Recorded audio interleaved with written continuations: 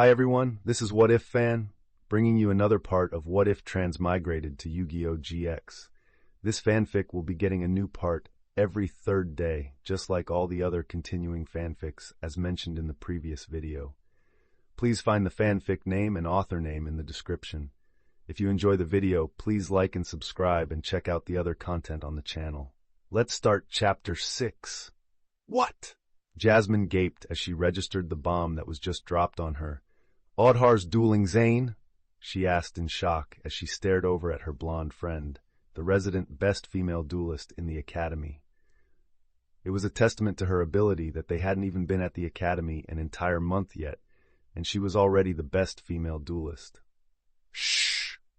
Alexis leaned forward in her seat, a finger over her lips as she shushed the redhead. I don't want it to end up some big event, she explained. They were sitting in the lobby of the Obelisk Blue Girls' dorm, after all, and there were many a girl ranging from first to third year lounging about. Is he crazy? Jasmine dropped the volume of her voice and whispered, Zane hasn't lost a single duel since he started here, and only the best can even survive a single turn. She was biting her lip as she finished. Alexis almost snorted in amusement at the blatant worry her friend was showing in regards to Yarden. People liked what they liked, huh? Even beyond Jasmine's type, that being rich, hot, and muscular, she couldn't hide the interest and liking she'd taken to the boy. She was right to worry, though. Yarden Audhar was good, and she'd never even seen him take a single duel seriously since they started here at Duel Academy. The problem was, no matter how good, Zane just wasn't beatable. Even at her best, Alexis knew she would struggle to last even a few turns against him. And he was even the superior of her older brother, Atticus, who'd won regional tournaments and never lost himself until he attended Duel Academy. And as good as Yarden was, she was sure he was around the level of herself, or a bit above, around Jaden's level, a contender for the best duelist of the first years. But Zane was on an entirely different level.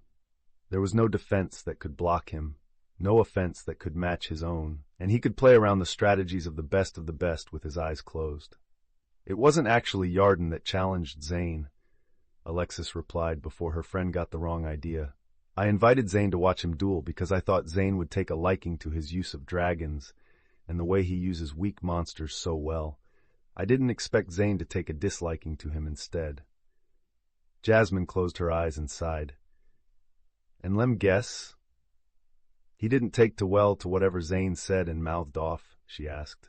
Looks like Jasmine has got to know him pretty well, Alexis mused, lips quirking a bit. Well, more or less. Yarden wasn't really interested until, the blonde thought back and blinked, until I said there was no chance he could beat Zane actually, she admitted. This was perhaps her fault. Jasmine nodded. And of course he couldn't take that lying down. Her silver-gray eyes opened as she rolled them. You were right, obviously, but Audhar's pretty prideful in himself and his deck. Not even Zane could have made him back down at that point, I think. You know, Mindy hummed from where she was playing with her DPA, looking up at them both. We've never seen Audhar go all out, not even close. And I'm not saying his reputation isn't well-deserved, but he's not unbeatable. Do you really think he could take Seto Kaiba or Yugi Moto? That's different though, Mindy. They're the best of the best. The top two in the world. Of course it isn't fair to compare them to Zane. Jasmine replied, and Zane may be the best at this school, but he's not the best in the world. Mindy shrugged. And even Kaiba and Yugi started as young players too, you know. I'm just saying, you shouldn't be letting the fact that Zane is like the best at this school automatically make us say he's always going to beat anyway. You have a good point, Mindy. Alexis smiled at her. It wasn't often her ditzy friend felt the need to give her serious opinion on dueling and what she'd observed. It was nice. The problem isn't just skill, though.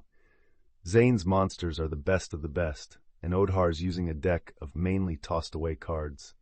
I mean, yeah, he showed some great uses for them, but skill can only go so far when up against someone of possible greater skill and with a far superior deck. The Cyber Dragons, huh? Jasmine mused, looking up at the ceiling, hundreds of feet above, as she leaned back on her seat on two arms. They call them the New Age Blue Eyes. When it comes to firepower, There's very few monsters that can even hope to approach that level. The redhead shook her head and turned her attention back to Alexis. So when is the duel happening? She asked. Not long from now. I should actually be getting ready to head out there now. Alexis mused. They obviously couldn't jump right into it and duel right then and there with all the exams going on, so Zane and Yarden had decided to meet up at 7 p.m. at the docks, especially since Yarden had to go talk to the professors about his dorm transfer to Raw Yellow. Can we come? Jasmine asked, looking at the voluptuous blonde hopefully, Mindy merely raising an eyebrow. It was Alexis's turn to bite her own lip. Should I let them? She wondered. It was partially her own fault Yarden ended up accepting. Wouldn't it hurt his pride more for even more people to see him losing? Especially the girls he'd expressed outright interest in? Guys didn't like it when their pride got stood on in front of girls they liked, right? Her hazel eyes met the hopeful, worried, silvery gray eyes of Jasmine, and she sighed. Sure, why not? Alexis relented. My luck is something else. Yarden chuckled to himself as he made his way out of the academy and down towards his destination. His eyes were on the deck he was flipping through right now, his deck and the new ads to it. He'd just finished finalizing up his dorm change with Professor Sartier, and the change would be finalized through the weekend. Until then, he was still considered a Slifer Red. But at the very least, the good yellowhead professor saw no reason in holding back the monthly DP he was to get as a Raw Yellow, his total maximum going up a full 4,000. Granted, it then dropped by 2,500 DP, not long later, when he went to the card shack to pick up 2 packets of Dark Beginnings and a few specific cards to take advantage of the fact that he now had 3 Serpent Knight Dragon cards. He really was not expecting what he was going to get from those 2 packs, though. Dark Hole, Reiki, 2 Sanga the Thunder, and even Buster Blader. There was a shimmer of light by his side, and Serpent Knight Dragon appeared. Does it really count as luck when you have my fellow spirits scour the card packs for the best packets?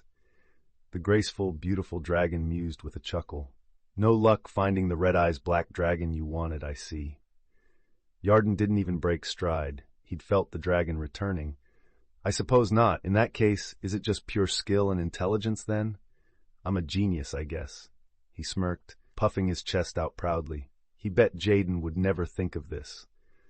There was thousands of packets of each booster pack in the card shack, after all.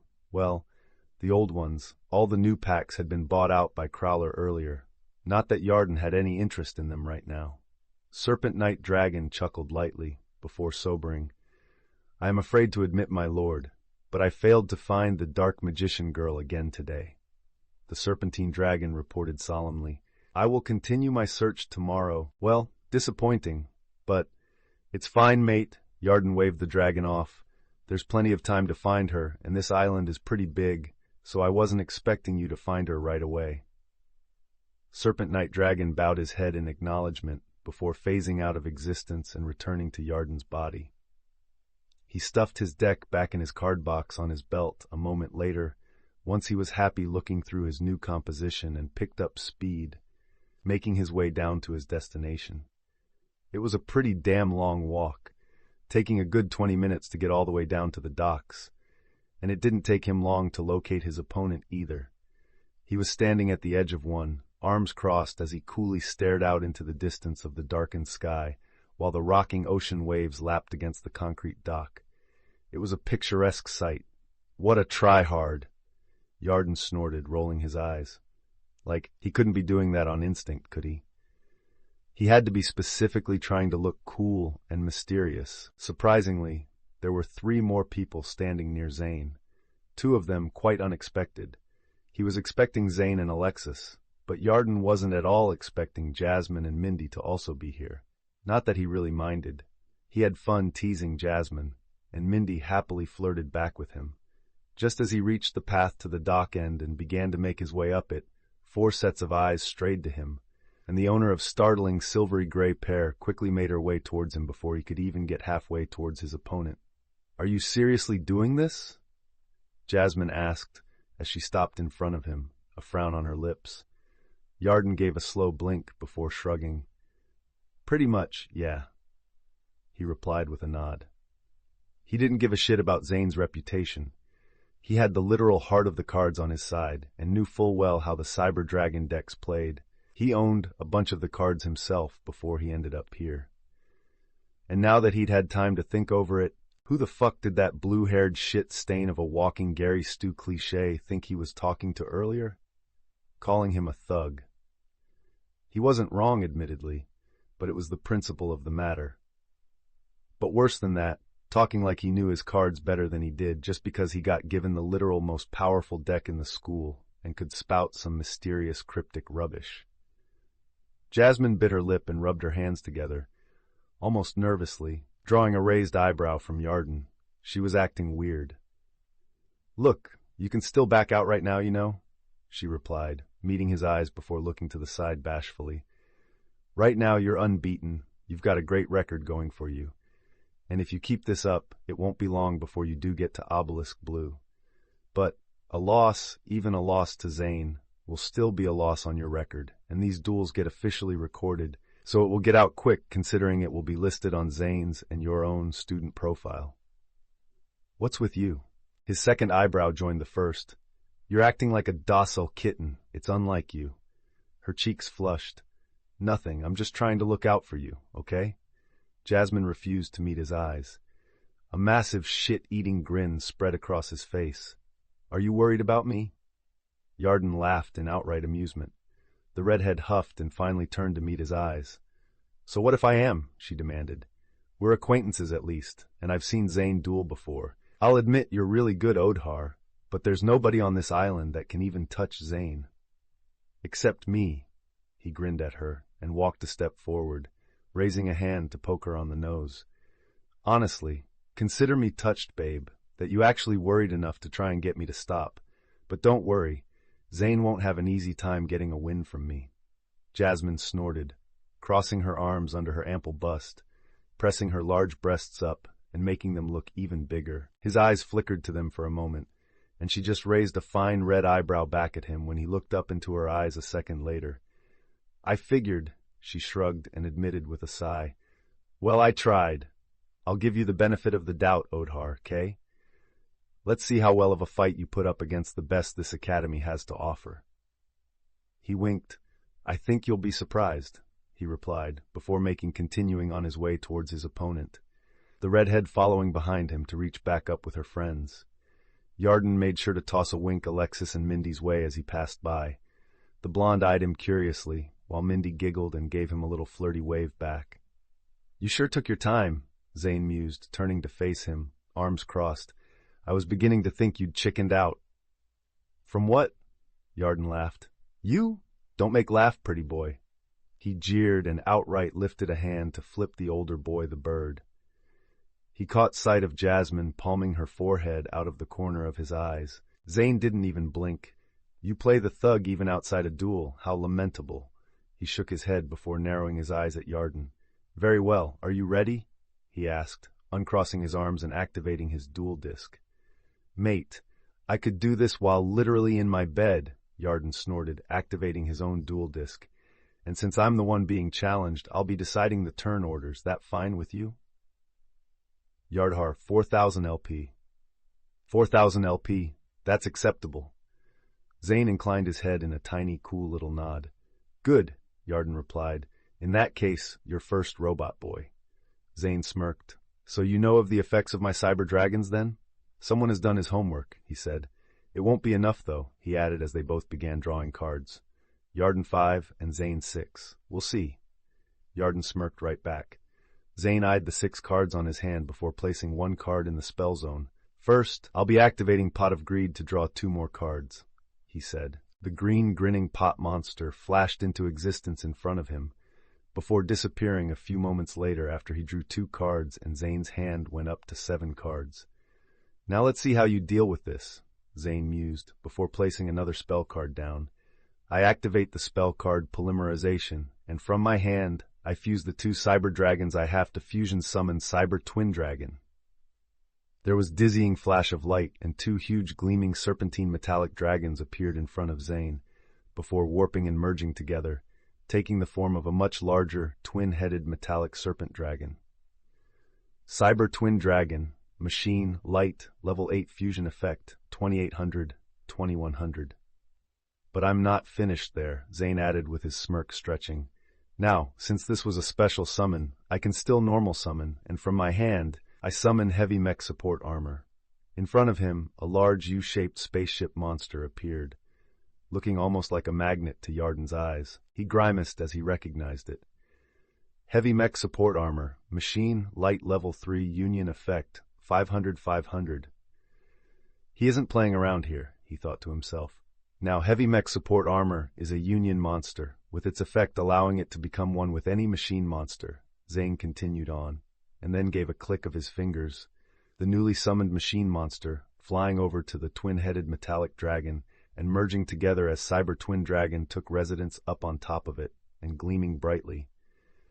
Now, not only can my monster not be targeted by card effects, my Cyber Twin Dragon also gains 500 attack and defense points. Cyber Twin Dragon, Machine Light Level 8 Fusion, 33 Hect, 2600. And to finish off my turn, I'll be placing one card face down and ending my turn. Zane finally finished, a face-down card appearing before him as he inserted it into the spell and trap zone, leaving him with 2 cards left in his hand. Let's see how you do against this, shall we? Yarden eyed the big-ass metal twin-headed metal dragon leering down at him, before snorting and drawing a card as he started his turn. Well, I think you'll be familiar with this, he mused, before placing a spell card on the field. I'll be playing Pot of Greed to draw 2 cards. Like Zane before him, a green grinning pot monster flashed into existence before him briefly as he drew 2 cards. Now, before anything else, I'm going to take care of a little something, Yarden mused, before placing a spell card down. I'm playing Dark Hole. A massive void of darkness swirled into existence below the field and began dragging the only monster there into it, the Cyber Twin Dragon. Nice try. Zane clicked his fingers and his 2 monsters. The Cyber Twin Dragon and Heavy Mech Support Armor split apart. As long as they were combined, if my monster would be destroyed by any card effect or an attack, I can let Heavy Mech Support Armor deal with the fallout from my dragon instead. The spaceship-like monster was sucked into the black hole and disappeared alongside it, destroyed, and Zane's Cyber Twin Dragon returned to its original attack and defense points. Cyber Twin Dragon, Machine Light Level 8 Fusion Effect, 2800, 2100. I already knew that, Yarden shrugged, then smirked at Zane. So you want to play with metal dragons, huh? He hummed. Let's see how the new boys stack up against the original metal dragon. He placed a spell card down. I'll be copying you again and using polymerization to fuse the lesser dragon and the king of the swamp in my hand, to fusion summon metal dragon. An oozing slimy head and bipedal wingless green lizard appeared in front of Yarden, before swirling together and merging. A roar split the air as a gigantic metallic dragon easily the same size as the twin-headed cyber dragon burst into existence. Where the cyber dragons were sleek and silver in color, the metal dragon was rougher, with gray-silver armor. Metal Dragon, Machine Wind Level 6 Fusion, Weight 850 1700. Zane quirked an eyebrow. I'll applaud your tactic to get rid of the Union, but what do you expect to do with a monster like that? It's not even as strong as one of my normal cyber dragons and has no effect to compensate. The blue-haired third year pointed out, unperturbed. Yarden chuckled. Oh, but it being so weak, even as a fusion, is what makes Metal Dragon such a useful card here. He retorted, before placing another spell card down. I'll be playing the Equip spell card, Fusion Weapon. This card can only be used on a level 6 or below fusion monster, and it gives them both 1500 attack and defense points. One of Metal Dragon's arms glowed before it transformed, becoming a large red crackling rail cannon. Metal Dragon, Machine Wind Level Fusion 33/5 3200. Zane's eyebrows rose lightly. Well, I suppose that is a good play, he chuckled. Your dragon has become stronger than my own for now. Yarden didn't reply, his eyes going to Zane's face down. He didn't counter its summoning or powering up, he noted. He placed another spell card down. I'll be using Pot of Greed for a second time to draw 2 more cards, he replied. Again, the grinning pot monster flashed into existence for a brief few moments, and Yarden drew 2 cards. A massive smirk spread across his face when he saw them. Perfect. Even if Zane did have a counter now, it didn't matter. Not when he had revived Serpent Night Dragon and Nightmare Sonic Blast. That face down, it definitely has to be something that will counter revived Serpent Night Dragon. Yarden's thoughts raced. He wouldn't risk the card on a monster of Zane's when he had a face down. Now it was time to play one more spell card. So Metal Dragon is stronger now, but I'm the type of guys that thinks there's no kill, quite like overkill. He grinned fairly. I play Limiter Removal, doubling the attack all machine-type monsters on my side of the field. As the spell card flashed into existence, Metal Dragon gave a roar and expanded in size, becoming twice as thick and twice as long. When the metallic dragon finished growing, it was thicker than a truck and over 100 feet long. Metal Dragon, Machine Wind Level 6 Fusion, 6700 to 200. Zane finally gave a noticeable reaction to Tiny Fraction, and Yarden heard gasps of shock come from behind him. I see, he uttered, before closing his eyes and crossing his arms. Yarden thrust one hand out towards the Cyber Twin Dragon. Now show it who the true Metal Dragon really is, he ordered. Metal Dragon gave a thunderous, air-shaking roar and thrust its rail cannon arm out, firing a massive beam of green electricity towards the cybernetic dragon opposite it. Cyber Twin Dragon let out a loud roar of defiance as the attack washed over it, before promptly getting obliterated.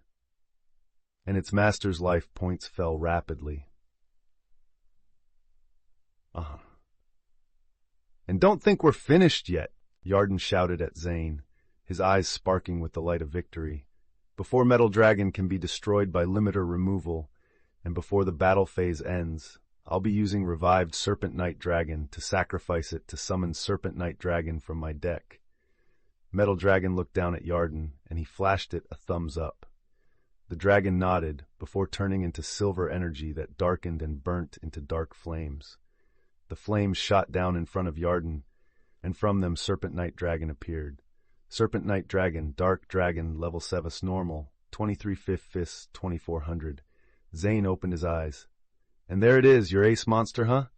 And free to attack my life points directly, he mused, calm as can be. He confirmed Yarden's thoughts that he had a counter ready. Before you can attack, I'll be activating Cybernetic Fusion support from my hand, a quick play card that allows me to banish machine monsters from my hand, deck, or graveyard by paying half my life points and using them to fusion summon a monster from my extra deck with them. Yarden Odhar, 4000, Zane, 50 LP. I'll be banishing the 2 Cyber Dragons, my heavy mech support armor, and my Cyber Twin Dragon from my graveyard to fusion summon Chimera Tech over Dragon. Zane shouted back. There was a flash of light, and a gargantuan metal 4-headed dragon appeared in front of him, a thick serpentine metal body. Chimera Tech over Dragon, Machine Dark Level 10 Fusion Effect, 3200, 3200. And just to make sure you can't target it, I'll be revealing my face down card, Zane continued. Rare Metal Morph. When this equip trap is equipped to my monster, it gains 500 attack points, and it has a handy little effect. He smirked mysteriously as his dragon expanded in size, giving a quadruple chorus of roars that shook the air like Metal Dragon before it.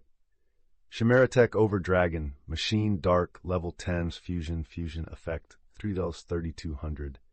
I already know the effect, Yarden growled. It made it so that it could counter any one spell card effect that targeted the equipped monster. He knew all about the Metal Morph cards, since his favorite cards had always been the Red Eyes Black Dragon. On top of that, even with it gone, this thing will still have 3200 attack points and the ability to attack 4 times since 4 monsters made up its fusion. He shook his head. Doesn't matter. He put those thoughts out of mind. He had his biggest trump card ready to play after all. Honestly, you've got some scary-ass beat sticks, Yarden admitted. If it wasn't for his spirits and the heart of the cards giving him exactly what he needed and making his draws perfect combinations, he'd get crushed. And I wasn't expecting you to use one of my own tactics like that against me. Zane's frown turned into a light grin. I was playing to counter you. I wasn't expecting such an absurd brute force attack right from the get-go. This duel has been short, but it has been fun. It has, Yarden's grin returned. Let's see if you still think it's fun, though, after I play this. Nightmare Sonic Blast. Zane blinked. Sorry, I'm unfamiliar with the card. What does it do? He asked. Yarden's grin broadened. It's a special card that I can only use when I have a serpent night dragon on the field, he began. I turn over the top 4 cards of my deck, and depending on how many monsters there are, there's 3 effects I can get. 1, I can add any of the 4 to my hand and rearrange the others in any order. 2, I can target 1 card on the field and destroy it. 3, all of the above. Zane's eyes went wide. With that, he trailed off, his face shifting into shock. Yarden began laughing loudly and drew the 4 top cards and displayed them openly for everyone to see, before even checking them himself. Let's see now, he hummed, tilting them slightly so he could see. Carbundan, Copycat, Petit Dragon, and Ukazi. Looks like we got 3, huh? Perfect. 2 cards that could turn the situation around, and 1 that could outright let him win. God, he loved his deck. They were the best. Huh. Zane blinked. I was not expecting this, he admitted. I don't think anybody was. Yarden grinned as he placed the 3 monsters back, Carbundan being the next in line, followed by Copycat, then Petit Dragon. The card I chose to put in my hand is Ukazi. You know what that means, huh? Surprisingly, Zane chuckled. I do. He nodded lightly and spread his arms wide acceptingly. Come then, claim your victory. I activate Ukazi, Yarden replied in response, playing the card. With this, I can deal you 800 points of burn damage straight on. To think a card like this would be the one to end my winning streak. Zane mused as a massive sphere of flame roared towards him a moment later, washing over him and dropping the last of his remaining life points to 0. Yarden Odhar, without Yarden ever losing a single life point, even if he was just moments away from losing them all in an instant. Chapter 7. A sigh of relief left him, and his shoulders slumped slightly as a tension that he didn't even realize was there fled his body. That was a close one. Yarden grimaced internally. If it weren't for revived Serpent Night Dragon and Nightmare Sonic Roar, he would most likely have lost. And in an epic turnaround. That Chimera Tech over Dragon was beyond anything he could bust out to fight head-on, beyond Copycat. And on top of that, it could make attacks for as many monsters that made it up. So he would have had a 3,700 attack beat stick coming for his ass with the ability to attack 4 times. Cyber dragons are literal bullshit, and only spirit shenanigans that basically let him manipulate casualty itself to draw the cards he needed, let him win. Which was bullshit in of itself. Cybernetic fusion support was not supposed to work as a fusion card. It was only supposed to work as an enhancement for the user's next fusion summon. On top of that, Chimera Tech over Dragon was supposed to destroy all other cards the user had on the field when it was summoned. Yet, that wasn't what happened. Those 2 simple changes made Zane's deck even more dangerous. Grave Fusion wasn't something that should have been around right now, beyond a few specific cards, and definitely not as a quick play spell card that could be activated on the opponent's turn from the hand and not from being set. Then again, this is the place where Spirit of the Breeze can use its effect in defense position, and Carbundan lets me special summon a dragon in any position, attack or defense position, he told himself. It wasn't only him that would be benefiting from card changes.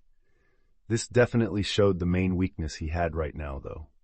For all that his bond with his deck and spirits could let him combo all his random cards together, there was very little synergy between his cards. All the combos in the world wouldn't get Yarden as far as he needed if he blew his load on the first couple turns as he had been doing, and they managed to counter him and survive it.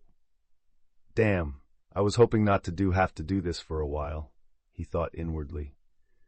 He would have to craft a specific deck from his cards, upgrade the synergy to help it feed the bond he had with his cards, and enhance his deck's ability. He didn't want to do that, though, because, while they'd only been together a week or so, he didn't like the idea at all of forcing a bunch of his cards onto the bench. It felt too much like those scrubs who tossed them away. But if he wanted to get anywhere, he was going to have to do it until he could craft specific decks to fit them all.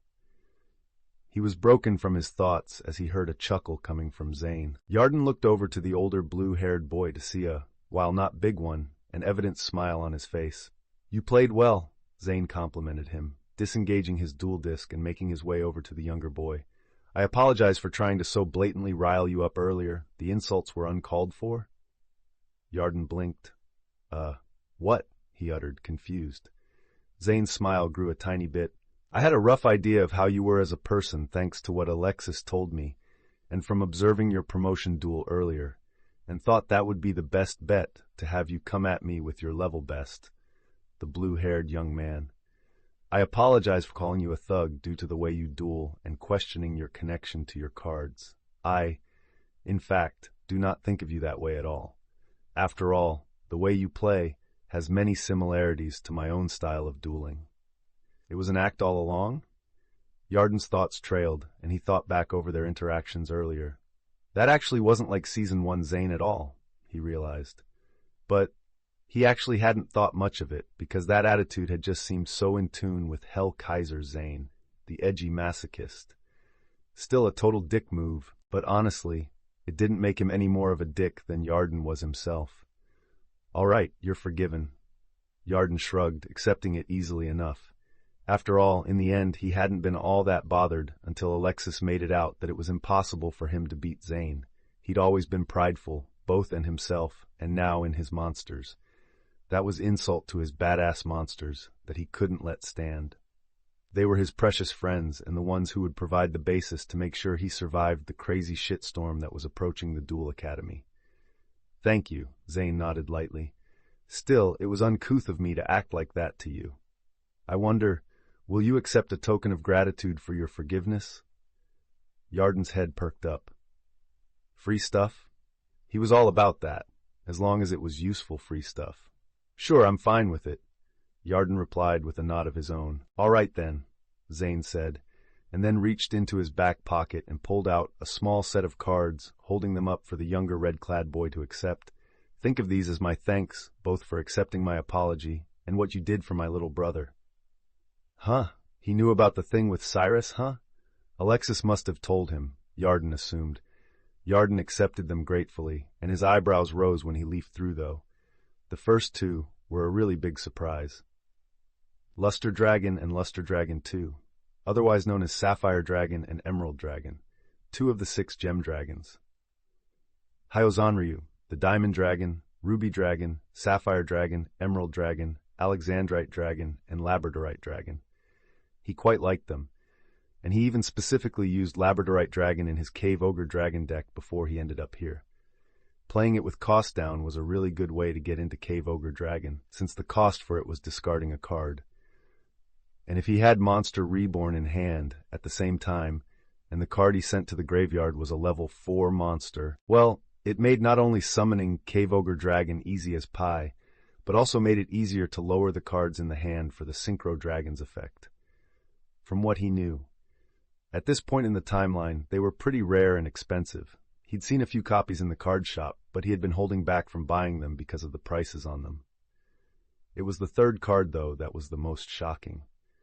Gordragon Promenesis. Level 1. Dragon and Effect Monster. It had 500 attack points and 200 defense points. On top of that, the effect for it was really good. You can send this card from your hand or field to the GY, then target one dragon monster you control. It gains 500 ACAD diff until the end of your opponent's turn. If a normal monster is sent to your GY, while this card is in the GY, you can special summon this card, but banish it when it leaves the field. You can only use this effect of Gordragon Promenesis once per turn. It would play really well off of Serpent Knight Dragon and his other strongest dragon monsters. The thing was, though, he'd never heard of a card like this before. Gordragon? It sounded like an archetype. Zane leaned forward until his lips were beside Yarden's ear. You played magnificently, but I noticed the true lack of synergy your deck has. For outright overpowering an opponent and taking them off guard early, your deck does amazingly. But it isn't a rewarding playstyle against decks that will attempt to stall you. The third-year Obelisk Blue revealed quietly, so as to not alert the girls to what he was saying. As expected of Zane, he noticed the problem with his deck even when he'd only had a single turn. The Luster Dragon cards served me well when I played a mainly dragon-type deck. I hope they serve you as well as they did me. They're reliable cards. Make sure to take good care of them, Yarden. Humph. Yarden snorted a bit of a laughter through his nostrils. Thanks, and don't worry. I'll take real good care of them. But what's with this other card? I've never heard of it before. Zane pulled back and shrugged lightly at the younger boy. To be perfectly honest, I don't know much about them myself, he admitted. It was a prize I got for a small tournament I took place in over the summer, apparently for an all-new dragon archetype. It's a good card, but it's wasted on me who has nothing that it can synergize with at all in my deck. That was true, Yarden noted. A whole new archetype, though, huh? And one that seems to favor normal-type dragons, he hummed internally. That was really convenient, considering what his main monsters were, and it brought another thing to his notice. Things were a bit different here compared to the GX anime he'd seen, right? He'd need to look into what other archetypes had come into existence without him knowing. Zane patted him on the shoulder. Congratulations, you beat the best guy in this academy. You should be proud. He chuckled lightly again. Don't think I won't be coming for a rematch, though. Once I edit up my deck a bit, I'll be looking you out for round 2. Yarden chuckled, and despite himself, it was easy to let the competitive spirit surge within him. My deck will be much better by then, so don't expect to win, he replied challengingly. I'd be disappointed if you made it easy on me after turning my own tactic against me and overpowering the might of my cyber dragons. Zane shot back without pause. He gave Yarden one last nod, before walking past him, raising hand to wave to the blonde girl standing off to the side, alongside her 2 friends. Alexis, I'm heading on back. I've got some things to think about. And then Zane was gone, walking across the dock path and leaving. He was surprisingly very chill, for a guy who just had his 3-year winning streak broken from some random no-name first year with a hodgepodge deck. When the duel started, Alexis was both awed by Zane's starting tactics, and yet not really surprised. It was the kind of thing she expected from Zane. On his first turn, he had a monster with 3,300 attack points. That was safe from Yarden's ace card, Revived Serpent Night Dragon. Not only that, it was capable of dealing the difference in damage from its attack points and a monster's defense points if it attacked the defense position monster. She honestly thought it was already over. Zane was going all out, and then Yarden had his turn, and he surprised her again. Using a card like Darkhold just to get rid of a single equip monster, that was the kind of card used to turn an entire duel around, and he used it like any low-level card. And then he made an absolute monster of, well, a monster. She could count on both hands how many times she'd seen someone get a monster with over 5,000 attack points on the field. And most of that was from watching Zane. And he turned something as mocked as Metal Dragon, one of the first ever fusion monsters, and one of the worst at that, into a gargantuan best with 6,700 attack points. It wasn't quite Cyber End Dragon summoned through Power Bond, but it wasn't far off either. And then Zane was suddenly down to a pitiful 100 life points. Alexis had never even seen him drop below 2,000. Yet, Zane showed why he was the best, and pulled out Chimera Tech over Dragon, a monster she'd never seen him play against someone before, and had a 3,700 attack point wall of metal and teeth that could attack 4 times, and was again protected from Yarden's ace card and tactic. Only, for the first time, Yarden switched his play around and targeted his own monster to use his favored tactic on with Revived Serpent Night Dragon, and to deal with it before Metal Dragon took the negative effect of limiter removal and was destroyed. And then he revealed Nightmare Sonic Roar, and it was over. With an Ukazi of all things, Yarden used his ace cards to just sidestep Zane's ungodly powerful monster. Alexis stared at the two in a daze as the duel came to an end. "You've got to be kidding me," Jasmine shouted in shock. "No way, he actually beat Zane. This is insane." "Huh." Mindy blinked, looking a bit out of it herself. "Like, I know I said not to put him out before the duel even started, and that he did have a chance, but was totes not expecting that all." Alexis nodded numbly herself, yet a small smile tugged her lips, not of her own volition. Yarden really was that good.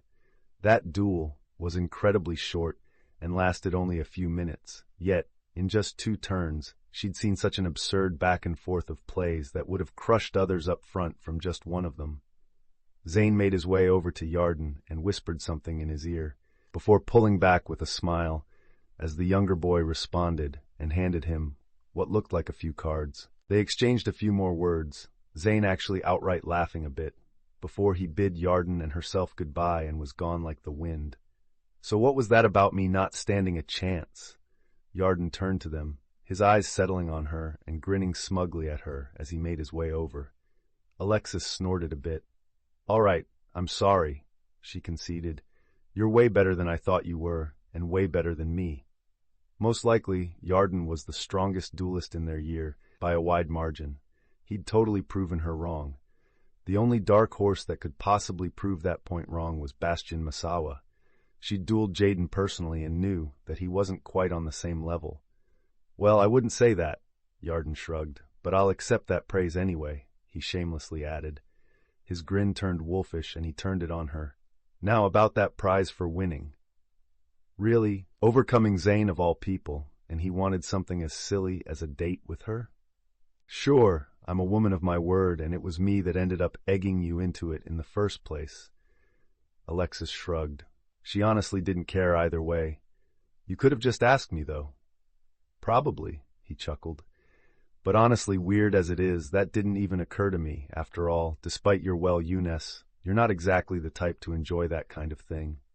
He gave a broad, sweeping look over her body as he spoke, eyes lingering just a moment on her hips and chest, before rising up to her eyes. Alexis nodded in agreement with his words. He was right. She was well aware of her beauty and the eyes her body attracted. But she had no interest in romance or anything like that. It was why she also wasn't all that bothered at all about Yarden's blatant ogling of her.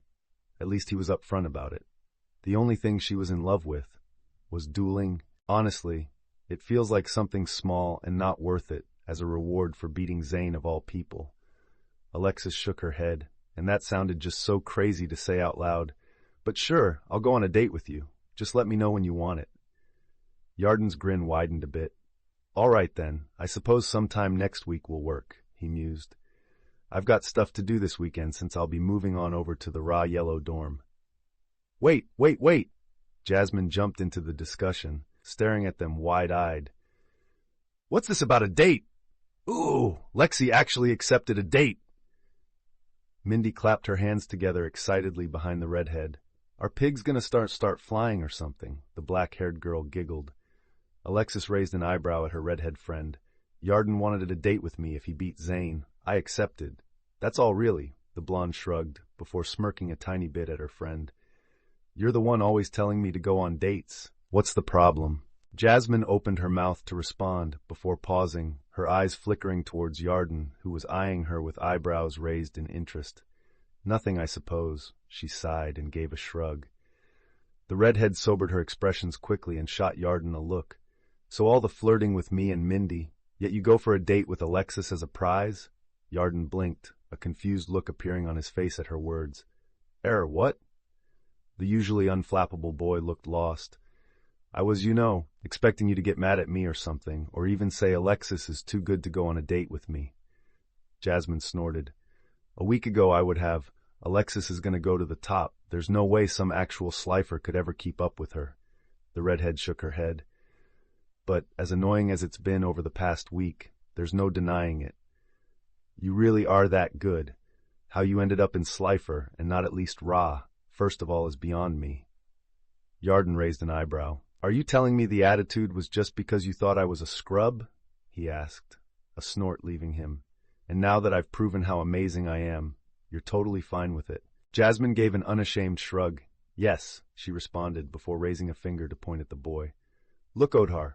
Looks, compatibility, love, and everything else. Of course I want that. What girl doesn't?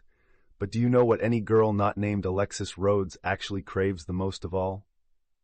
A big dick, Yarden fired right back. Mindy erupted into a furious flurry of giggles, and even Alexis herself had to cover up a snort of amusement at his crude, instant reply. Yarden really was totally unashamed of who he was. It was an attractive trait. She wasn't fond of people pretending to be something they weren't. Like that annoying Frenchie crybaby who stole her mother's scarf from her. Jasmine's mouth hung open at his answer, before she shook her head. No, though that probably does help. The redhead recovered quickly and replied, "What we girls need above all else in a partner is security. A boyfriend who can't provide that is useless in the end." And there it was, the reason why Jasmine was only interested in the rich and powerful men. Because, with those riches and power, they provided security. "So you're a gold digger?" Yarden actually leaned forward in interest. "Call it that if you want, but love and stuff only goes so far when you're a poor nobody with barely a roof over your head and working day in day out until you're an exhausted mess." Jasmine shrugged back, unashamed herself and what she was looking for. "I want the good life when I've graduated. I want to enjoy all life has to offer, and some no-name slifer can't give me, or my friends, any of that. Got a problem with that, Odhar?" While she didn't agree with it, Alexis couldn't fault her friend for what she wanted. It sounded shallow, and it partly was, really. But most of that came from the fact that she sounded like she would go with the first rich guy who offered. And that just wasn't true. If it was, Jasmine would already have a boyfriend right now. There were plenty rich twits from the obelisk blue dorms that had asked her out after all. "I actually don't," Yarden chuckled, shaking his head. He gave Jasmine an odd look that Alexis couldn't decipher, shooting the redhead a small, warm, and yet understanding smile. "I totally get it." "You do?" Jasmine gaped at the boy. It was as if she was expecting for the boy to totally reject her or mock her for what she wanted. Which might have been something to expect, actually, since quite a few people who she'd knocked back for those reasons had turned angry and hateful, naming her a gold-digging slut.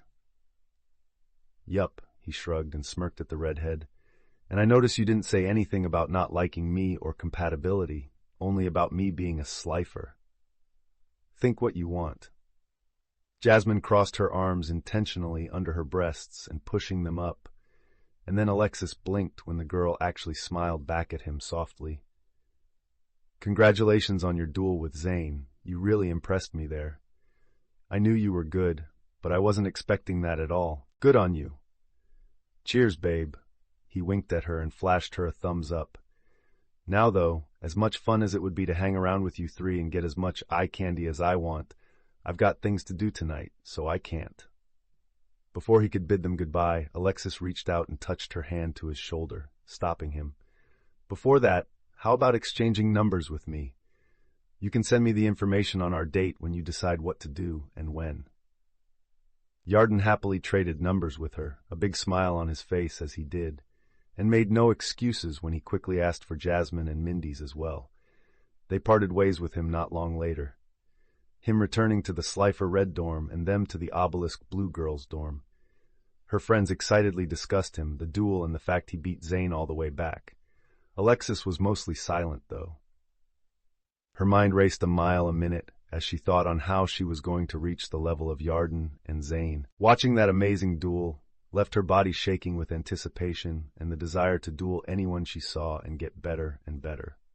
As soon as he was back in his dorm room, Yarden didn't bother waiting at all. He kicked the door shut behind him and pulled out all of his cards, every single one, spreading them across the floor and taking a seat in front of them. He'd amassed quite the collection in the last week, already having over 100 cards in total. "It's got to be a mainly dragon deck, centered around Serpent Knight Dragon," he thought, his eyes going to the 3 copies of the graceful Serpentine Dragon. He had both specific support for Serpent Knight Dragon and grabbed quite a few cards that worked well with the fact he had 3 of the ex-ace of Rex Raptor. For that matter, he'd be putting Hyozanru, Sayaryu, Curse of Dragon, Luster Dragon 1, and Luster Dragon 2 in the deck. Carbon Dawn was a given, as was Resurrection cards. He needed counter traps as well. He'd bought a few specific spell and trap card booster packs earlier when he had the time before the duel with Zane. Just didn't have the time to pick and choose what would fit well before the duel. On that front, he couldn't give up the discarding tactics. He was very fond of them, and he got a decent few cards that worked well with the tactic. He definitely needed a counter, though, for if anyone tried to pull any macrocosmos bullshit to counter him. So, the likes of Stamping Destruction would be vital. A monster that was unaffected by traps and such would be really helpful as well. He had a Mirage Dragon that would be hella useful. Yarden leaned back on his hands. Dodger Dragon would be even better. he sighed. He needed something that could deal with shit that could seal off summoning from the grave and spell and trap cards as well. That was a typical play from a Macrocosmo deck. It was a pain in the ass, and really unlikely for someone here to be using meta Macrocosmos shit, but it was definitely one of the bigger threats to him. Good graveyard effect monsters or spells and traps, he wondered idly, but there wouldn't be many around. Some DD, different dimension monsters would be helpful for getting bounced to the banished zone, actually. I'll look into it later, Yarden mused. He had all he needed for the most part right in front of him to deal with most issues, especially with the heart of the cards on his side. A thought occurred to him then. Oh yeah, I didn't check how much I won from Zane, he realized. Wasting no time, Yarden jumped to his feet and pulled out his PDA to check his DP balance, and almost dropped it in shock when he saw the number staring back at him. What the fuck? He gaped. DP 127,202. He got a full 100,000 for beating him? What the shit? That was 10,000 pounds and nearly $15,000. With shaky hands, the boy quickly connected to his online bank account and transferred the DP balance to it. Holy crap! His knees felt weak beneath him and he fell back onto his bed in his shock when he saw his actual bank balance staring back at him. 10,350 pounds. Woo yeah!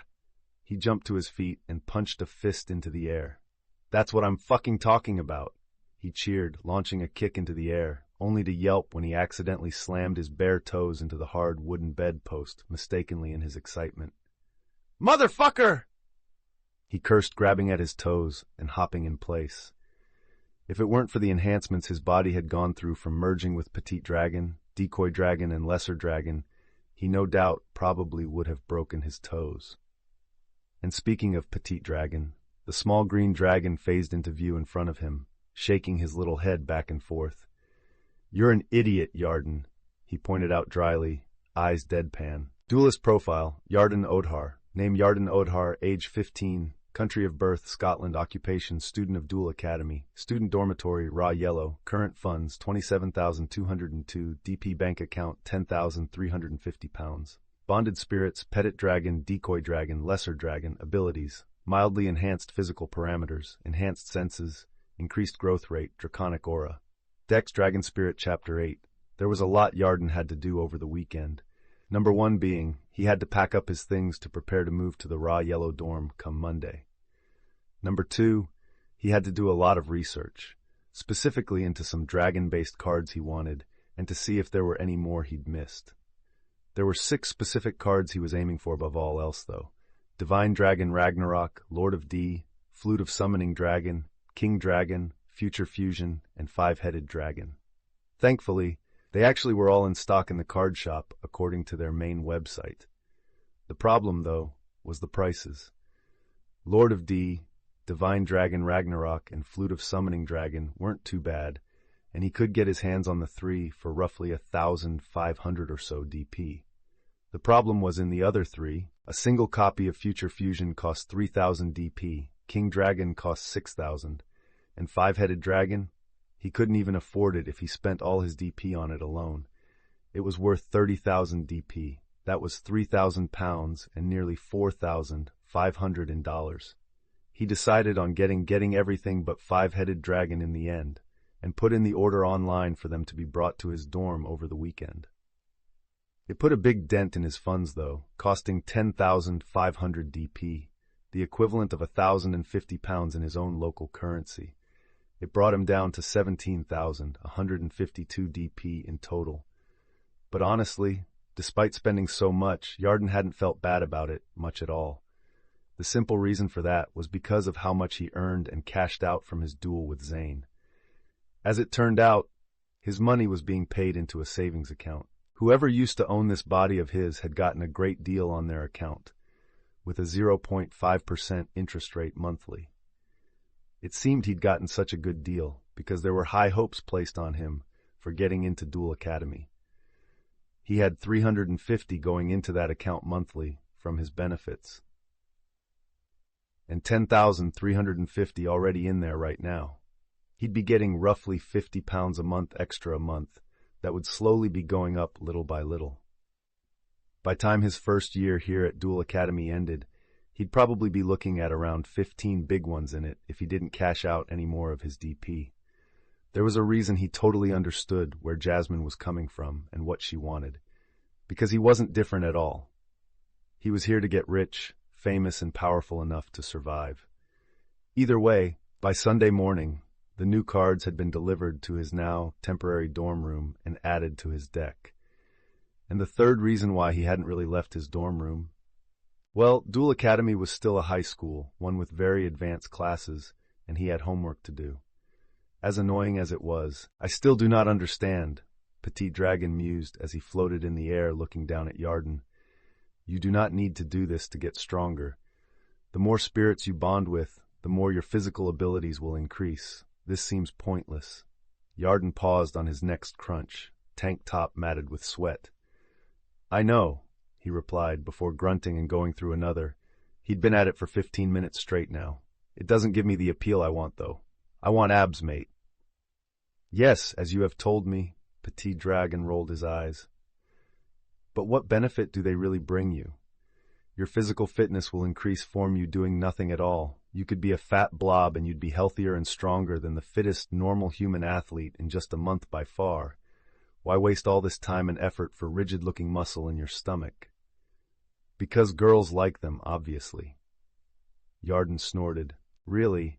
Was there any other reason for him to do this, with the fact that he was merging with legitimate spirits that enhanced him and gave him powers, or would in the future? Which reminded him, it should only be a few more days, 6 at maximum, before he was full attuned to Lesser Dragon and adapted to the merging. He already felt much stronger in the 2 days that had passed since the merging began. Once that was done, he would be able to merge with a bunch of his weaker spirits at once. Petit Dragon opened his mouth to respond, but just as he did, a knock on the dorm room door stopped him. The little dragon rolled his eyes and disappeared. And I win again, Yarden chuckled, standing up fully and making his way over to answer the door. Yo, bro. Jaden greeted him from the other side when the door was swung open. I ain't seen you all weekend. What you up to? Right now? I was working out, Yarden replied. He cast a look over Jaden's shoulder and was relieved to find him alone and without his 2 shadows. In general, giving my deck a tune-up, doing my homework for class, and getting packed to move dorms tomorrow. He stepped aside to let the brunette enter his room. Oh yeah, I heard you were moving up in the world. Jaden clicked his fingers together as he entered the room. That was a sweet duel you had on Friday. That dice thing had me in stitches. Not as impressive as your own, I hear. Yarden smiled back at him as he closed the door. You ended up dueling that twit Chaz and punked him good. Yeah, that was great, Jaden laughed. So what brings you here to see me? Yarden asked, curious, making his way over to sit in one of the chairs at the computer. And where's Cyrus and Chumley? They're usually not far behind you. Ah, Chumley ran off looking for some place to get grilled cheese after we ran out downstairs, and Cyrus ran off to try and keep him out of trouble, he replied, taking a seat on one of the other computer chairs. I figured I'd come hang out with you, see what you were up to before you left us itty-bitty reds behind to become a big mean yellow. Pretty sure you got promoted to raw yellow as well, mate, Yarden pointed out dryly, before smirking and tapping a fist to his chest. Besides, red is definitely my color. I might be changing dorms, but at heart, I'm Slifer for life, bro. Slifer was by far his favorite god card. Give him the real dragon over the wannabe golden chicken and the big buff blue dude any day. I was promoted alongside you, yeah. We're the only ones apparently, but I turned it down. Jaden smiled and gave a casual shrug. Saris was freaking out a bit about me leaving him behind, so I figure I'll just wait to rank up until he manages it as well. Jaden was such a good guy, man. It really was no wonder all his friends were literally willing to jump into alternate dimensions with him and risk their lives. You're a good friend, Yarden complimented him, truthfully. Jaden had always been one of his favorites. If you say so, Jaden shrugged. Can't be better than you, dude. You literally had my back when we thought some obelisks were out to get us when that whole thing with Alexis and Cyrus went down. No, he already knew what was going to happen, more or less. Him doing that was just to worm his way into being friends with everyone, like a snake. A cunt thing to do, but something he didn't regret. If you say so. Yarden settled on replying back with a smirk. Jaden snorted in amusement. So you said you were tuning up your deck? He changed the subject and eyed you in interest. Well, more making specific decks, Yarden replied. I had a bit of a wake-up call the other night, and the synergy was way off with my cards, so I decided to start making a bunch of different decks for all my cards. He'd seen some crazy shit when he was researching dragons available. Like Seto Kaiba's cards, for example. No, seriously, what the fuck was with all the new Blue Eyes cards? A literal fucking level 8 ritual monster with 4,000 attack points that dealt double piercing damage. That was just bullshit. It really did pay to be Seto fucking Kaiba. Sounds sweet, Jaden grinned. I'm betting you made a dragon deck first, right? Serpent Knight Dragon is your total ace boss monster. Yeah, Yarden grinned back. Honestly, I dropped a bunch of DP to get my hands on a bunch of cards to help with it, though I couldn't get my hands on one of the ones I wanted, just didn't have enough. There was another he wanted as well. Thanks to his spirits, he'd managed to get his hands on a Buster Blader. Now, he just needed a Dark Paladin. But Sadie didn't have them in stock at the card shop because nobody bought them, since apparently the only person who even owned any Dark Magician cards in the entire world was Yugimoto.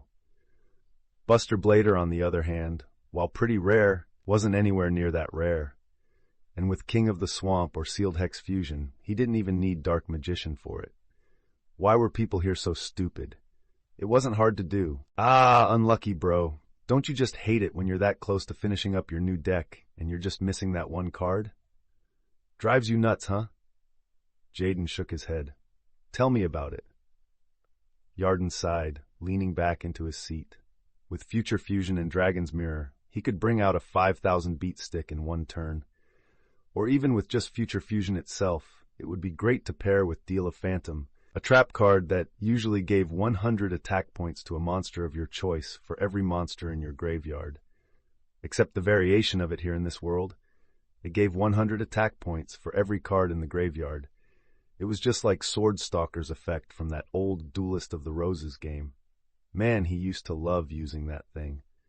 So what card was it you couldn't get? Jaden asked in curiosity. 5-headed dragon. I've got an amazing combo for it, he replied with a shrug. Jaden's eyes lit up. Oh hey, I've got one of those. The Kurobo-haired boy jumped to his feet, snapping his fingers. He does? Yarden blinked before his eyes widened. He did actually. Now that he thought on it, didn't Jaden have one in that episode about the abandoned dorm? Feel like selling me it at a discount? I've only got 17,000 DP left, though, he asked hopefully. Shh, you don't need to pay me, bro, Jaden scoffed, waving him off. We're buds. I'm not going to charge you for a card I ain't even going to use. If you need it, I'm happy to give it to you. That was amazing. Mate, do you even know how much those things are worth? Yarden gave him a dubious look. He already took advantage of Jaden's trust before. He'd like to do it as little as possible. They cost 30,000 DP. That's $3,000 where I come from and more than most working adults make a month. That was absurd to just give away. Don't worry about it, buddy. You had my back like I said. Let me have yours here and do you a solid to pay you back. Jaden grinned widely at him and flashed him a thumbs up. Besides, it's not like I paid for it or anything. I won it at a local tournament back home. And before Yarden could say anything else, Jaden was making his way out of the room to his own dorm to go grab the card from his collection of cards. Well, I can't exactly not accept it now, Yarden sighed. Leaning back into his char and staring up at the ceiling, lips pursed. Now he felt even guiltier. He'd have to do something nice for Jaden later to make it up to him. Even if Yarden himself was the only one who would understand it, Yarden ended up spending the rest of his night with Jaden. He was good company and had an eye for card combos as long as he had the cards to look at alongside each other. He was the type of guy you could just chill with and shoot the breeze. That was until Cyrus came back and in a panic, apparently Chumley had found grilled cheese somewhere and overeaten to the point where he couldn't move. And so the remainder of the night was spent with the three of them teaming up to lug Chumley back to the dorm. It really was a good thing he'd bonded with Lesser Dragon just a few days back, or it would have been even harder. Well, one thing was for sure. Yarden was really happy he wasn't Chumley's roommate. The gas he had after all that cheese would be torture on his nostrils. He truly pitied Jaden and Cyrus, but better them than him. Bright and early Monday morning, Yarden was up, dressed, and out of his dorm room and ready for the day. His things were already packed, and the moving staff would be collecting it while he was at class. There was a reason he was up nice and early, though. It was because he wanted to hunt down some test dummies for his new deck build and start making up for the DP he'd spent. And before an hour was up, he'd already crushed 5 Obelisk Blue students. They, as always, were so easy to rile up and draw into a duel. Disappointingly, it seemed his transfer to Raw Yellow had already been put through, though, because from the 5 he'd only made a bit over 3,000 DP, where before he would have made around 6,000 at least. Oh well, that just meant crushing more Obelisk Blues, and he was already beginning with his 6th. "Show me the money," Yarden cheered inwardly as he drew his starting hand. He would be going second as far as turns went here at the start of this duel. "Today I'm going to put you in your place, Odhar." His opponent, some randomer dressed in a mainly white blazer with blue trim, called out over to him. "A 3rd year," he guessed. "7, Yarden snorted.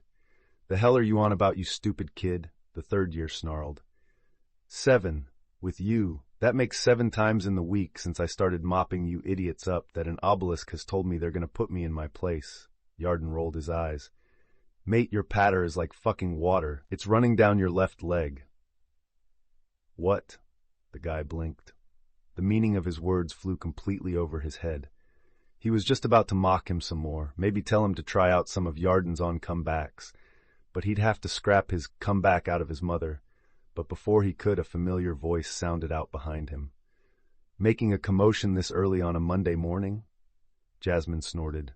"I should have expected this." The redhead shook her head as she passed through the crowd of students and made her way over to Yarden.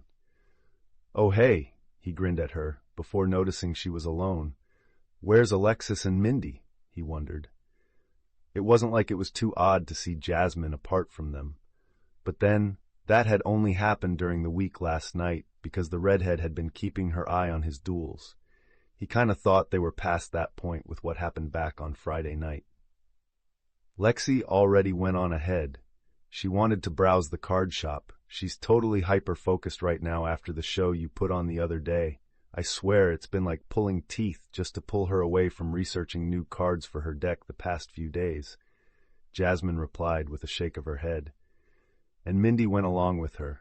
I would have gone too if I didn't hear you were out here causing trouble again." Yarden made to reply, but once again, he was interrupted before he could.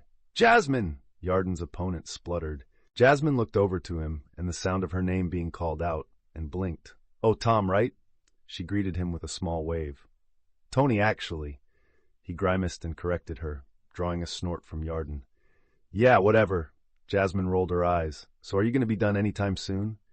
"Yeah, it shouldn't take," Yarden began, only to be interrupted again. "Fucking rude. I can't believe this."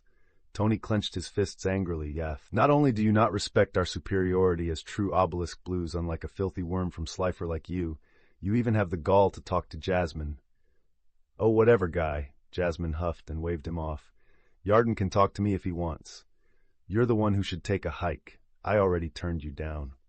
We'll see how you change your mind once I stomp this little pissant." Tony shouted angrily. "Let's begin." Yarden Odhar, 4,000 LP. Tony, 4,000 LP. I'll be starting off by playing the field spell, a Legendary Ocean. Tony didn't spend much time thinking at all and bowled on ahead, slapping his field spell down. A moment later, the area warped, and they were suddenly at the bottom of an ocean. And it would have been a really cool thing to take a look around in if the idiot didn't just continue running his mouth.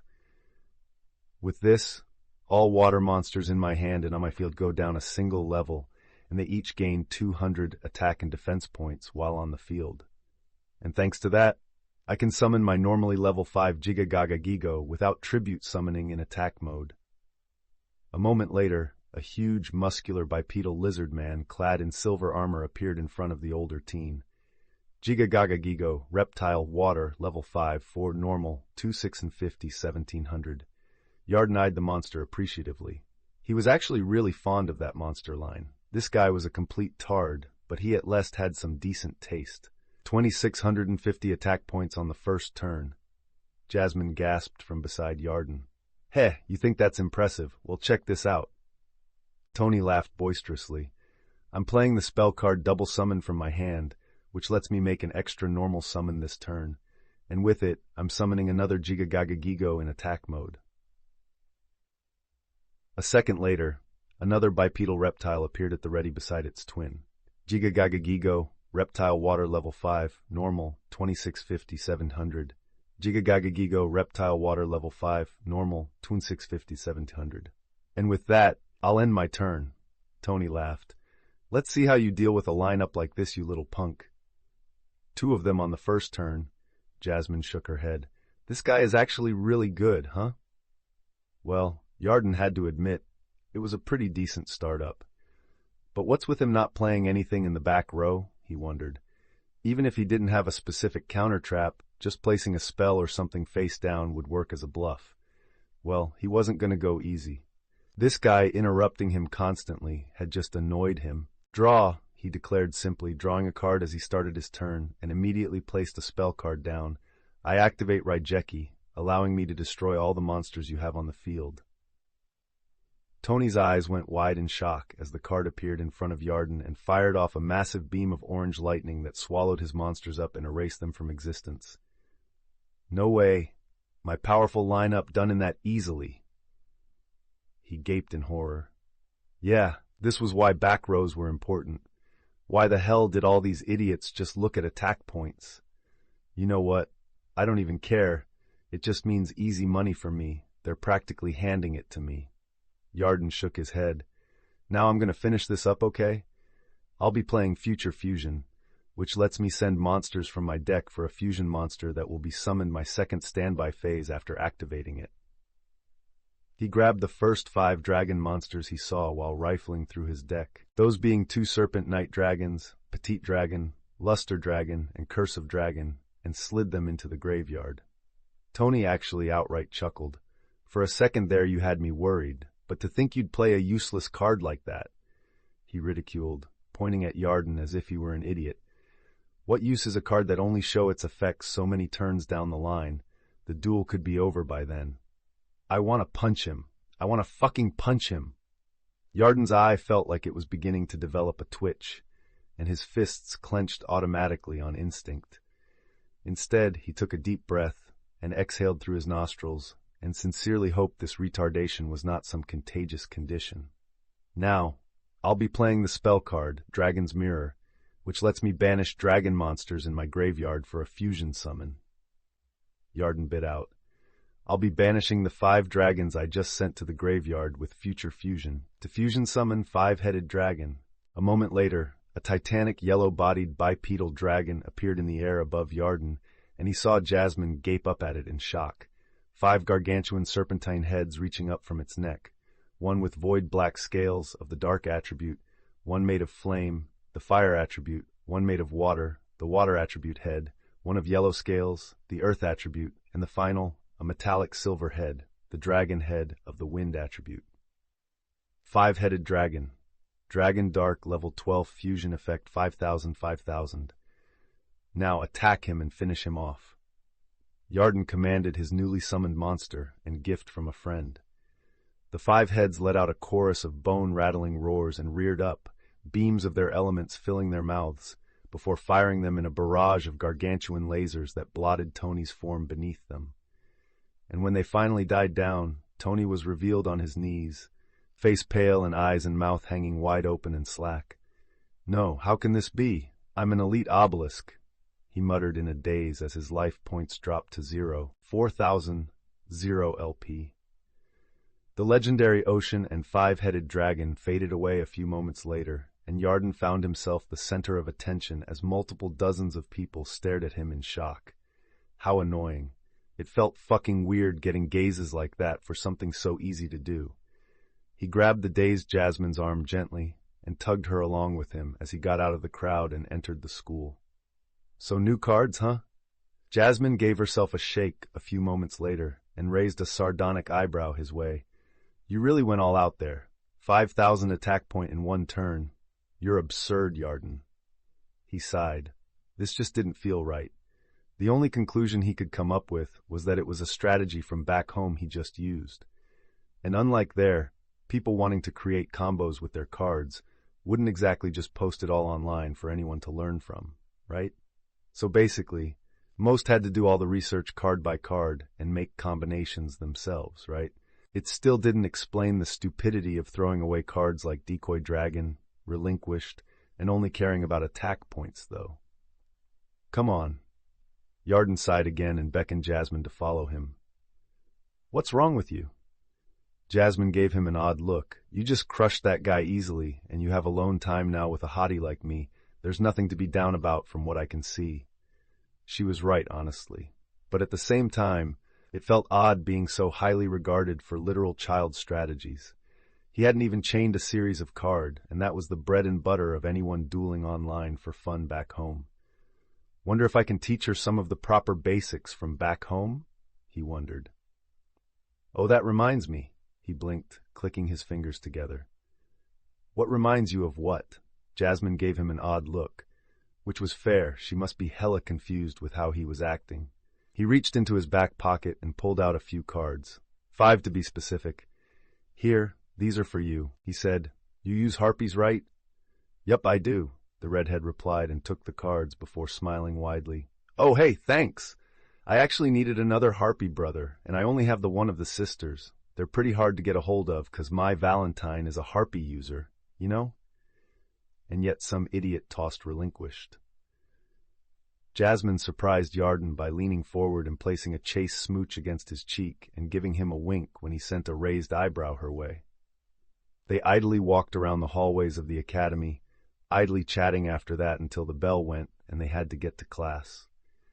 Yet, when they got there, Mr. Odhar, Professor Crowler, grinned up at him from the bottom of the classroom as he entered and took a seat beside Jasmine. "Just the man I wanted to see. Will you please stay after class? There's something I'd love to discuss with you." Shit, what did he want? Duelist profile, Yarden Odhar. Name Yarden Odhar, age 15, country of birth, Scotland. Occupation, student of Duel Academy, student dormitory. Raw current funds, 21,068 DP bank account, 10,350 pounds. Bonded spirits, Petit Dragon, Decoy Dragon, Lesser Dragon. Abilities, mildly enhanced physical parameters, enhanced senses, increased growth rate, draconic aura. Dex, Dragon Spirit, Chapter 9. As always, classes with Crowler were a complete and utter slog. It took literally all of Yarden's willpower not to fall asleep. Admittedly, the trio of eye candy sitting beside him made for a decent distraction, but even then it was quite hard. He would honestly rather be spending his time in classes, doing actual classwork, even with how hard the proper schooling curriculum for Duel Academy was, rather than listen to Crowler drone on, repeating himself over and over again, the different types of spell cards and trap cards and shit. And the worst of it was, half the idiots in this class didn't even manage to pick that up. Yarden would be one of the first to admit that the attitude given to the Slifers for being dropouts was seriously over the top. But, for the most part, there really was a reason for it. Crowler had called on quite a few of them to answer during this class, and every time, not one of them had answered correctly. And the stupidest of all was the questions were literally along the lines of, describe the function of a field spell. The sheer stupidity of it all actually gave him a headache. Forget the obelisks, Yarden wanted to mock them himself. And the worst of it was just how long Crowler's class was. It lasted right up until lunch, no breaks until then. As class ended, Yarden was the only one not to get up to leave the class. Instead, he stayed in his seat and let everyone vacate the class. Jasmine pointed her tongue out at him as she passed, while Alexis gave him a nod. "Sucks to be you, bro," Jaden laughed, patting him on the shoulder as he happily skipped out of class, chanting, "Golden Egg Witch! Golden Egg Witch!" No doubt, by time Yarden got out of here, the Golden Egg Witch would be gone. Which was lame. After all, the Golden Egg Witch generally had pretty useful cards in them, and there was only one per day. Sayaru and Dragon's Mirror could attest to that. Once everyone was gone, he got up and made his way down to the bottom and center of the classroom where Crowler was sitting behind his deck. "You wanted to see me after class, Dr. Crowler?" Yarden asked, stopping in front of the desk. He really hoped this wasn't some scheme the odd-looking, blonde-haired man had set up to get back at Jaden. "Why, yes, I did. Good of you to remember my boy." Crowler outright beamed at him, and Yarden had to resist the urge to flinch back. This was totally weird. He only gave beaming smiles like that to Alexis and the other Blues. "I just wanted to congratulate you on your accomplishments last Friday. You performed marvelously." "Thanks," Yarden replied, confused. "No need for your thanks, my boy. Your results speak for themselves. You completely crushed your opponent in the practical, and you scored 100% on the theoretical test, beyond even with your marvelous reply to the extra credit question." Crowler chuckled lightly. He then leaned forward, threading his fingers together and placing his chin on them as he stared into his eyes. "It is odd, though. On the entrance exams, you scored a 51%, one of the lowest passing scores, and on your practical duel, you just barely scraped by against the examination proctor." This time, Yarden did flinch back, his face screwing up in disbelief. How the fuck?" he gaped inwardly. Now, I'm not saying you're cheating or anything. That would be impossible on the practical duel at the very least." Crowler, for some reason, rushed to reassure him. "It's just odd you would be playing so much better with a deck you picked up after your own was stolen so dreadfully by some hooligan. A water-themed deck with your ace monster being Leviathan Dragon. Daedalus, was it not? So that was the deck that the guy who had this body before ran. Not bad taste at all, really, especially with a legendary ocean, making Daedalus only a 1 tribute summon, and with the ability to destroy every other card on the field just for tributing Umi to activate the effect. And with how many damn cards could function as Umi, it was an easy effect to spam. God damn, the guy who had this body before really was trash if he could barely beat an exam proctor with cards like that. Yarden's mind raced as he searched for an excuse. Sorry to say, Dr. Crowler, but I've not really changed all that much." He gave the blue-clad professor a grimacing smile as he lied. "I just got unlucky and had a fever, and I couldn't just not show up to the exams to get into a school like this, right? I just had to suck it up and do it regardless." Crowler blinked. "I see. That does make sense," he nodded before giving the teenager a sympathetic look. "Your luck wasn't quite so good at all, was it? From a fever that made you nearly lose out on actually managing to attain a position here, and then having your very deck stolen. Simply dreadful. Why, you should never have ended up with those vagabonds in Slifer at all. You should have been in raw yellow at the very least from the get-go." "Thanks for the kind words, Professor." Yarden smiled back at him, relief sweeping through him at how easily his lie was bought. "Is that all, or is there something else?" Crowler nodded. "Why, yes, there is," the man grinned, purple lipstick-clad lips stretching wide open. "I'm glad to inform you, young Yarden, that you won't be joining Raw Yellow today, and instead you will be getting promoted straight to Obelisk Blue." "Come again? Dr. Crowler?" Yarden gave the man an odd look. This he was not expecting. Crowler chuckled. "Come now, Yarden. Do you believe the staff at this academy do not keep an eye on what our students get up to?" he said, giving Yarden a coy look. "The dual discs handed out by this academy are used for monitoring our students to a degree, to keep track of how they duel and how they can best be helped to improve. This also keeps track of other student opponents who also have a monitored dual disc, such as the dozens of Obelisk Blue students you have easily defeated one after another in the last week." Actually, Yarden figured there was some way for them to keep track of duels between students. There were student duelist rankings that were dependent on how many times a student dueled and just who they had beaten. He just wasn't sure exactly how that happened. Now he did, though, which probably meant the reason for this promotion was because of his second duel on last Friday. And one very special obelisk was noted to have been defeated by you on Friday night. I was quite shocked when I got the alert. Crowler shook his head, before beaming at Yarden once more. I thought it a glitch of some kind, to be honest, at first. But imagine my shock when I call my very top student and find out that no, it was the truth of things, and you had actually managed to defeat Zane Truesdale. Called it. Yarden resisted the urge to snort.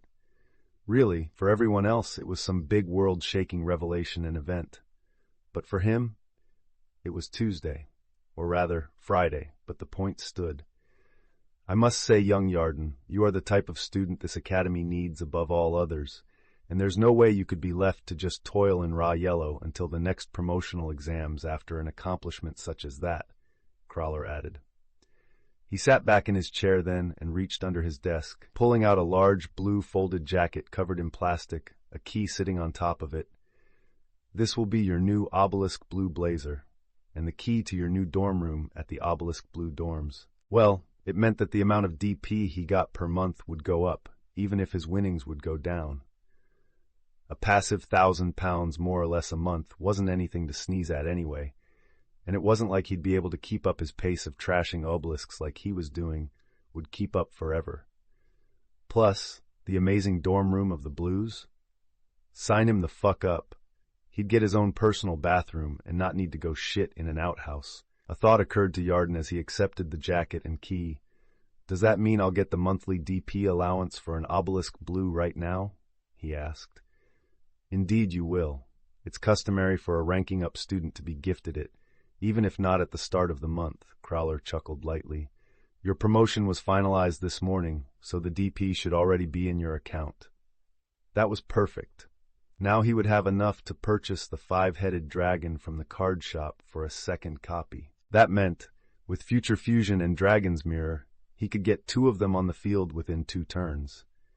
Then he could really go crazy, just for the sheer fuckery of it.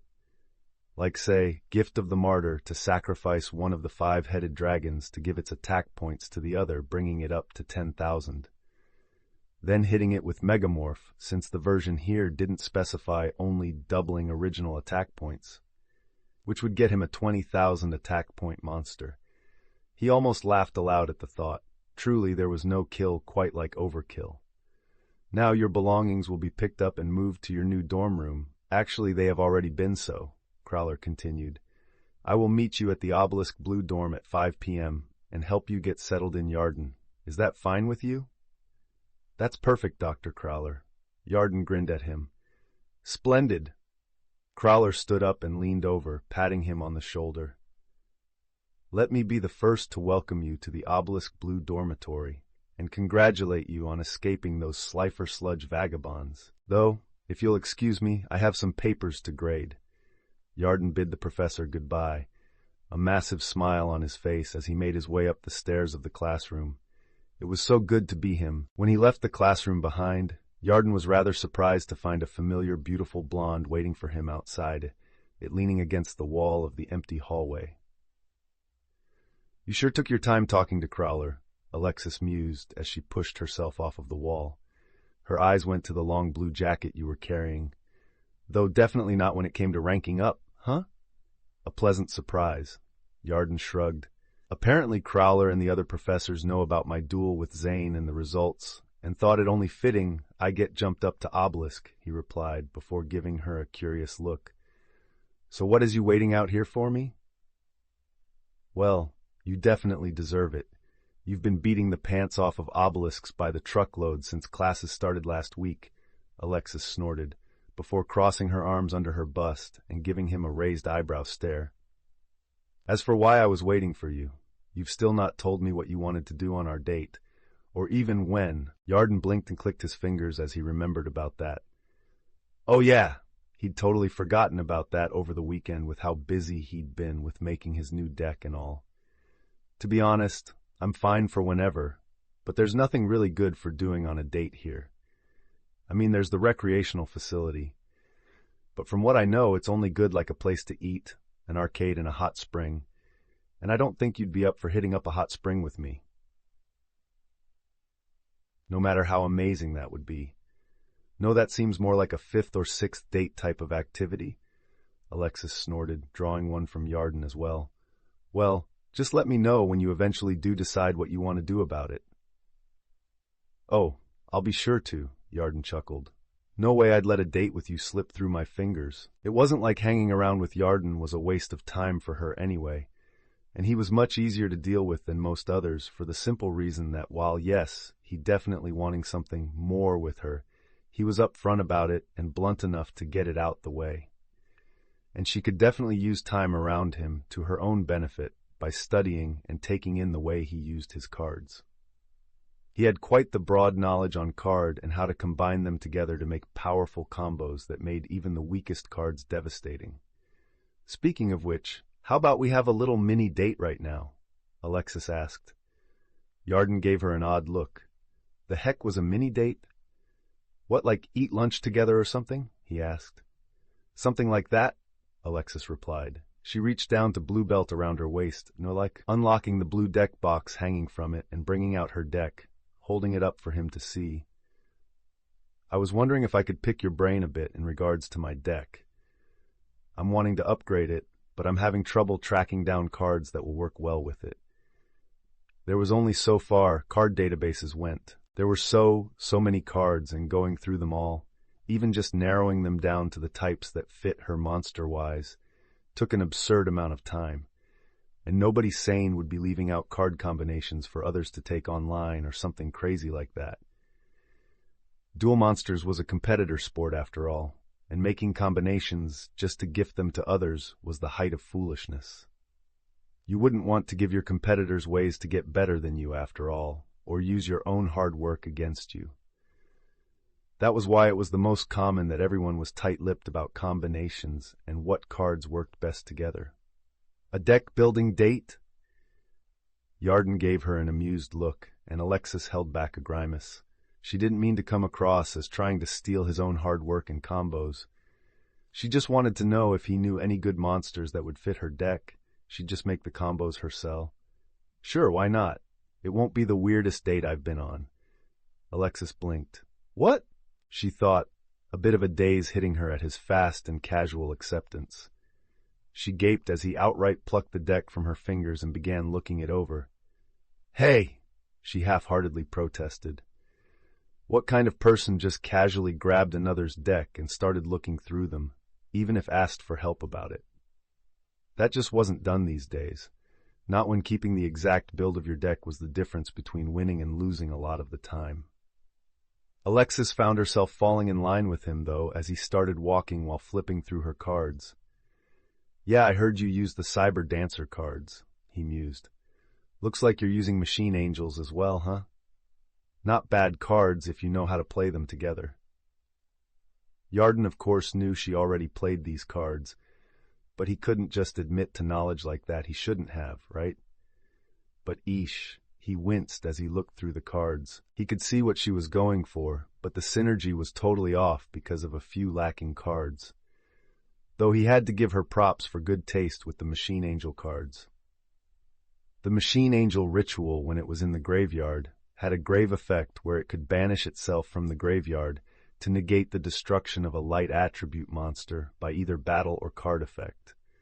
Cards with secondary effects from the graveyard were some of his favorite. If there was an archetype that ever came out that played to that route, he'd be all over it. It was why he wasted no time in throwing Return of the Dragon Lords into his dragon deck. They always appealed to me, Alexis replied as she rolled her eyes and shook her head. She did ask for his help, after all, she supposed. All beautiful, graceful female monsters, yet strong and proud. So basically, you as a duel monster? Yarden looked up from the cards to grin at her. That was right, wasn't it? Duel Monsters wasn't just about optimal strategies either here. It was a sport, with custom-mad decks made as an expression of the duelist, their soul as a duelist. At his words, Alexis felt her lips twitch up into a small smile. What I'm aiming to be, at least, she admitted. So he had that opinion of her? Well, she already knew he thought she was hot, but he thought her strong and graceful as well? Well, that was too good not to follow up on. He flipped back through her cards a bit to a specific one. I don't suppose you have a little tutu like this then, do you? He grinned and teasingly waved the monster card Cyber Tutu at her as he came to a stop. This guy doesn't miss a beat, huh? Alexis thought, amused. Wouldn't you like to know?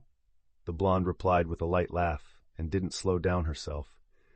Besides, it's not like it would be any shorter than the skirt I'm already wearing, she said and put a strut in her hips. She never really cared one way or another about how short the obelisk uniform skirt was, but at least she could get some amusement out of it here and now. As she let Yarden get a good look, he wanted to flirt. Well, she wasn't one to back down when challenged. Alexis could play the femme fatale really well. Yarden could attest to that. Really, it honestly was no wonder the girl had practically every guy who saw her drooling and crushing on her. A face a model would envy. A pair of large, round, and perfectly shaped knockers that stretched out her uniform top deliciously. Thick, curvy hips, long, lusciously toned legs and full thighs. And the current target of his gaze, her thick, heart-shaped shelf-like arse.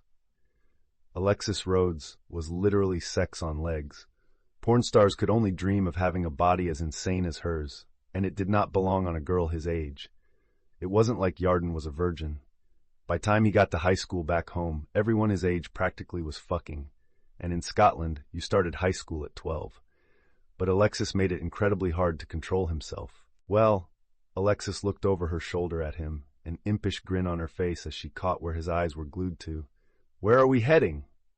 Ironically for Alexis, it seemed Yarden's destination was in fact the card shop. He handed her the deck back as they entered it and made his way over to the counter while she picked out one of the tables in the shop to sit at. Well, Alexis couldn't fight the smirk off her face as she sat down. Yarden could barely keep his eyes from dropping to her lower back or slowing his walking to be slightly behind her. That was completely her win. She was, however, forced into shock out of pride from winning. Yarden outright bought one single card for 30,000 DP, which would be nearly 500,000 yen back home. It was an absurd amount of DP to drop for one single card. She didn't even have half of that. And it was five-headed dragon at that. Alexis almost shuddered at the thought of Yarden using it. He was the type of guy who loved getting around typical summoning methods. It was unlikely he would be satisfied with just summoning it using monsters from the hand and field for a fusion. It just didn't fit the way he liked to do things. "Right, I've got what I needed." Yarden sat down across from her with a smile on his face, mighty pleased with his purchase. "Let's get this little deck-building date started then, shall we?" He already had quite a few ideas on monsters that would suit Alexis well. Alexis shook her head, forcing her shock away. "All right, lay it on me." She smiled at the boy, then paused as she remembered something. Oh, and thanks for this. She was truly grateful he was willing to help her with this. She'd been having a lot of trouble lately trying to think of ways to improve her deck. She felt like she'd been approaching her limits with her current deck. No way she could compare to either Zane or Yarden as she was now. "Don't worry about it. This is as good a date with you as anything else." He laughed lightly once he regained his breath. Yarden pointed at her. "Right, first things first. Mind on air. Why is it in your deck? It's not really that useful, and most of the time will end up just a dead draw for you." Mind on air. A level 6 dark spellcaster monster.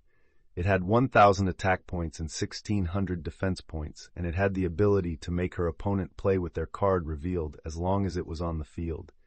I use it for mostly ritual fodder. It can let me get my Cyber Angel Idayton or Benton out on the field with it alone, she replied. It wasn't the best card out there. From there, if she used Monster Reborn or Call of the Haunted, she could get it back on the field and keep track of her opponent's cards and get a good guess at what they could and would do. Yarden nodded. "I expected as much," he mused. "It's a decent idea, especially if you get it back on the field by resurrecting it, but honestly, there's much more useful monsters to use." "Like?" Alexis asked, curious. Oddly, the first card he recommended seemed very odd for her deck. White Knight Dragon. According to him, it was a level 8 water attribute dragon monster, and with the same attack and defense points as the legendary Blue Eyes White Dragon, with the ability to negate the activation of a spell or trap that targeted once per turn and destroy them. And on top of that, if an opponent attacked another monster she had on the field, she could discard one trap or spell card to make the target be changed to White Knight Dragon itself. A tactic that would allow her to even discard any extra Machine Angel ritual cards to the graveyard so she could abuse its effects. And furthermore, it could be tribute summoned using her Stray Lamb card in one turn, or be used for ritual fodder for even her Cyber Angel Idayton, her current strongest monster, with the side effect of White Knight Dragon being in the graveyard and easy to resurrect onto the field. It was honestly a very powerful sounding card, but she didn't think it really suited her or her deck. Yarden did for some reason, though he admitted to being biased about it. Biased in what way? She didn't know. He just gave her a little wink when she asked. Either way, she was definitely going to look into it if he recommended it so much. The second and third cards he recommended were Majestic Mech, Oka, and Metamorphosis. Majestic Mech, Oka was a level 6 light-type fairy monster, apparently with 2,400 attack points, and it had the ability to be normal summoned without tributes, but would be destroyed at the end of the turn. Whereas Metamorphosis was a fusion card that let the user turn any monster they had on their field into any fusion monster from their extra deck as long as they had the same level. She could attack with Oka, then before it was destroyed, combo it with Metamorphosis to fusion summon her Cyber Blader to the field. She'd never even heard of either card before, but Yarden had Metamorphosis in his own deck apparently, and Sadie, the lady behind the counter, confirmed that she did have a few in stock of both cards, alongside White Knight Dragon. Though Oka was apparently 3,000 DP, while White Knight Dragon was 7,000. Just getting them both would leave her with only 4,000 or so DP left. From there, he brought up her liking of her sheep token spell cards, and recommended she get Cannon Soldier, a relatively cheap and unremarkable card, but when paired with Scapegoat, could actually deal 2,000 points of damage to her opponent by using all 4 of the sheep tokens and Cannon Soldier's effect. Then they finally got to the warriors he recommended, 4 of them specifically, all with amazing effects that would really suit her deck well. Warrior Lady of the Wasteland, DD Warrior Lady, Command Knight, and Marauding Captain. Marauding Captain definitely threw the theme of her deck off. At least with the other non-humanoid monsters, they weren't males, or really had no gender, but the effect it had made Marauding Captain worth it, especially if she thought of it as paying tribute to the person who was actively giving her all these ideas to use. Like using double summon with Marauding Captain itself, with 2 of them, to get her 2 special summons and fill her field with level 1 to 4 warrior monsters. 4 monsters that couldn't be attacked because of Marauding Captain's other effect that made it so the opponent couldn't target any of her other monsters. But and with 2 of them blocking the opponent from attacking at all. Time flew by in a blur for Alexis as she took in everything Yarden was saying and wrote it down to review it all later. Listing monsters, effects, attack points, combos, he casually rattled off like no big deal. The boy really was a fountain of information when it came to duel monsters, and the sheer amount he knew of, not even for use of his own deck, just cards he was recommending to Alexis herself, even left her a bit awed. She found that she was really enjoying herself, actually. She didn't have to tiptoe around Yarden at all, like basically every other guy. Even Zane wasn't quite as subtle as he liked to think he was when he was checking her out. He was upfront and blunt about his attraction to her, and despite that, she didn't feel pressured like when all the other guys rushed to hit on her. It was probably why she didn't mind actively flirting back with him here and there. He was interesting and fun, and it felt like he just kind of got her a bit. The blonde actually found herself really disappointed when the bell rang signifying the end of lunch. If that was what dates with Yarden were like, then she definitely wouldn't mind going on more. Atticus would probably really like him, Alexis mused. Yarden reminded her a lot of her older brother, actually, just more blunt and crude, while her brother loved to ham things up. Melancholy hit her at the thought of her brother. "Hey, there's one more thing I want to show you." Yarden placed a hand on her shoulder, breaking her from her dwelling, and she looked to see him smiling cheerfully, genuinely. She smothered any lingering melancholy. This wasn't the time for it, and it would ruin the good mood going on between them. "I hope you're not going to drop your pants or something," Alexis smirked at him. "I don't really want to see that," Yarden chuckled. "Oh, you'll make me sad, hitting me right here in the feels, babe. He tapped a closed fist against his chest, and Alexis had to smother her own chuckle at how easily he took it. But, as much as I'd love to prove you wrong about how much you would love it, the thing I want to show you is a card, a very special card. He really didn't lack for confidence, huh? And her interest was definitely piqued. About the card, that was. What kind of card? Alexis asked. He slipped his fingers into his back pocket and slipped a card out, showing it to her. It displayed the image of a monster, with the body of a golden yellow star and a smirking face. Hoshininyan.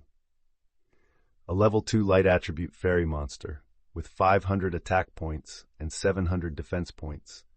And as long as it was up on the field, all light attribute monsters would gain 500 attack points, while all dark attribute monsters would lose 400. That's a pretty good effect that would help out my cyber angels, but I don't see why it would be incredibly special.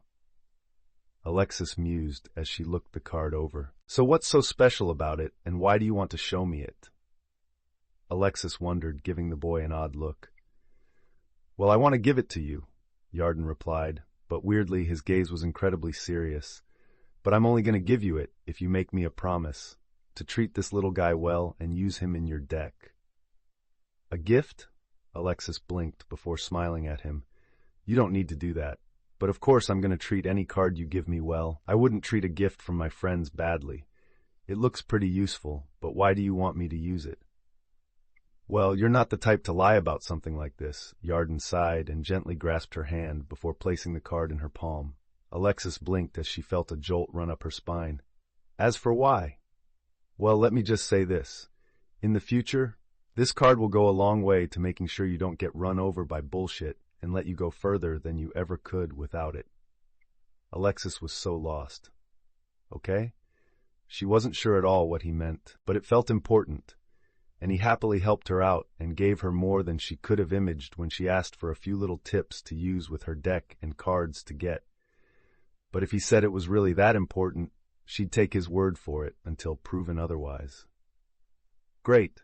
I'll leave him in your care then. He squeezed her shoulder gently, fondly before letting go and turning on his heel. Now let's hurry up before we're late for class. Alexis gave one last look at the monster card in her hand and then blinked when she was sure for a split moment the art on the card shifted and winked at her. I must be seeing things, she assured herself before placing the card in her deck box and catching up to Yarden to head to class. Duelist profile Yarden Odar. Name Yarden Odar. Age 15. Country of birth Scotland. Occupation student of Duel Academy. Student dormitory Obelisk Blue. Current funds 1068 DP. Bank account 10,350 pounds. Bonded spirits Pettit dragon, decoy dragon, lesser dragon abilities, mildly enhanced physical parameters, enhanced senses, increased growth rate, draconic aura.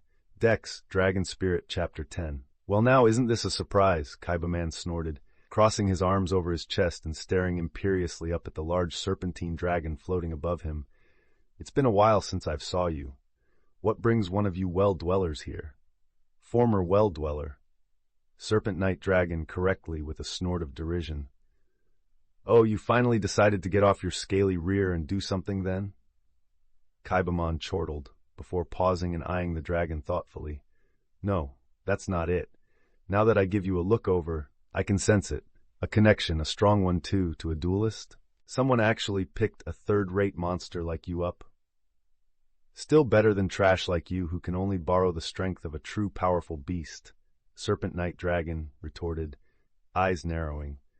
But if you must know, I indeed have found a duelist worthy of my respect. One so strong, in fact, that even the real Seto Kaiba would have trouble defeating him, the Serpentine Dragon boasted.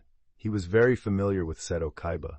After all, once upon a time, he had done battle with his legendary dragons and even fought in his Battle City tournament with his once-upon-a-time wielder, Rex Raptor. Truly, only a short span of time had passed since those days compared to the total time he'd lived, but it felt so much longer. The days of being carried by that useless twit, then the fop fake psychic, and being sold off to a rich little snot, only to be thrown in the well of rejection after the fool failed utterly to wield his strength. What Yarden lacked in resources in comparison and powerful rare cards, he made up for with guile, cunning, knowledge, and brutal efficiency, and he did not lack in skill. Serpent Knight Dragon had never imagined he would ever end up in the hands of such a skilled duelist. Never mind become the ace of his deck. These past few weeks had been glorious. Showing his might and strength to the world, it was a feeling he had long missed with the days of old. Truly only his master was worthy of his services. Ho! Quite the claim, Kaibaman hummed. Congratulations are in order, I suppose. Perhaps I should pay him a visit and see how he handles the might of the Blue Eyes White Dragon. Yarden will easily defeat them. Serpent Knight Dragon retorted without a second's hesitation. Even the mighty Cyber End Dragon and its deck of support wielded by the previous greatest duelist of Duel Academy could stand up to his master. Their evolutions, on the other hand, may be a bit of a problem. But Yarden was still young, so very young. He had just took his first steps towards greatness a few weeks ago. One day he was sure his master Yarden would even be able to overcome them. Interesting, Kaibaman chuckled. Something to keep in mind, I suppose. But beyond that, you have not answered my question. What brings you here, Dragon of the Night? I am searching for Dark Magician Girl, the dragon replied. I have searched the island high and low for her and found no sight. If she is here currently, this is the only place she can be. This place was a small spirit realm that existed between the human realm and the worlds of the monster spirits, a place where monsters who lived in the human world could come to relax. It had been 10 days now since his master had been promoted to the Blue Dormitory and recognized for the elite that he was. And in total, it had been 16 days that he'd been tasked with finding the Dark Magician Girl spirit for his master. How it grated him to be taking so long to complete the first and utterly simple task his master had bestowed upon him. Simply shameful. He had taken so long, his master had already acclimated to the bonding process of making Lesar Dragon into his Ba. And a few days ago, 5 to be exact, began mass bonding with the weakest of the spirits. Spirit of the Breeze, Fairy Dragon, Chaos Necromancer, Soul Tiger, Larvae Moth, Griggle, Marin, Catnipped Kitty, Unhappy Maiden, Skull Servant, Marmot, Goblin Calligrapher, Serpent Marauder, Blade Rabbit, Steel Scorpion, and Dream Sprite. Quite the list, and it would take him a while to acclimate once more to the bonding, but each day it progressed, he became faster, stronger, and more powerful than before. The day would soon come when it would be his turn to become a Ba of his master, a mere month or two away. He was progressing even quicker than he had predicted. Kaibaman huffed. She's here, yes, he nodded. She has been visiting the younger, weaker spirits and keeping them company. What do you want her for? As much of an annoyance he found this puffed-up peacock of a spirit to be. Serpent Knight Dragon could at least respect the role he'd taken up, protecting the younger, weaker spirits of this world of in-between. My master wishes to speak with her, to have the chance to recruit her. Serpent Knight Dragon responded truthfully. How he knew of Dark Magician Girl being a quite frequent visitor to the island, the dragon did not know, nor did he truly care. His master knew many odd things that he really shouldn't, but it was not his place to ask such questions, nor would they change his opinion regardless. He of course had a good idea why his master wanted to recruit her. There were 2 reasons, the first being that his master sought power. Something worried him, and he wanted power to be able to deal with it, thus sought it out. And secondly, he was a lustful human. His desire to take the 3 human females he spent so much time around made that apparent. Dark Magician Girl was a dual spirit with the appearance of a great human beauty. Most likely his master wanted to rut with Dark Magician Girl just as he did with the human females. He did not understand the appeal, but Serpent Knight Dragon did not care about that either way.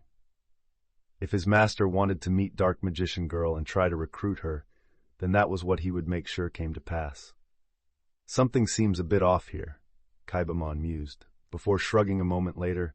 Well, she's a big girl. She can take care of herself. Follow me then, I'll lead you to her, though convincing her to meet with this apparent amazing master of yours will be up to you. I have no care either way. I thank you. Serpent Knight Dragon dipped his long, graceful neck and nodded his head, following behind the dual spirit version of Seto Kaiba as he led the serpentine dragon to his destination. 10 days came and went in relative peace for Yarden. The only hiccup really had been his transference into the obelisk dormitory. The other blues weren't quite so accepting, most of them at least. It seemed that the duel against Zane had been taken off the record. According to Crawler, it was because there were many talent scouts and investors who had their eyes on Zane, and Crawler wanted to keep the duel off the record, at least until Zane signed a contract with sponsors for the pro circuit for when he graduated. If it was to save face or something, Yarden probably would have been a bit miffed, but honestly, since the guy was just trying to look out for his students' prospects, he let it go. It helped that he didn't really care about being known to have defeated Zane at this time by the overall populace.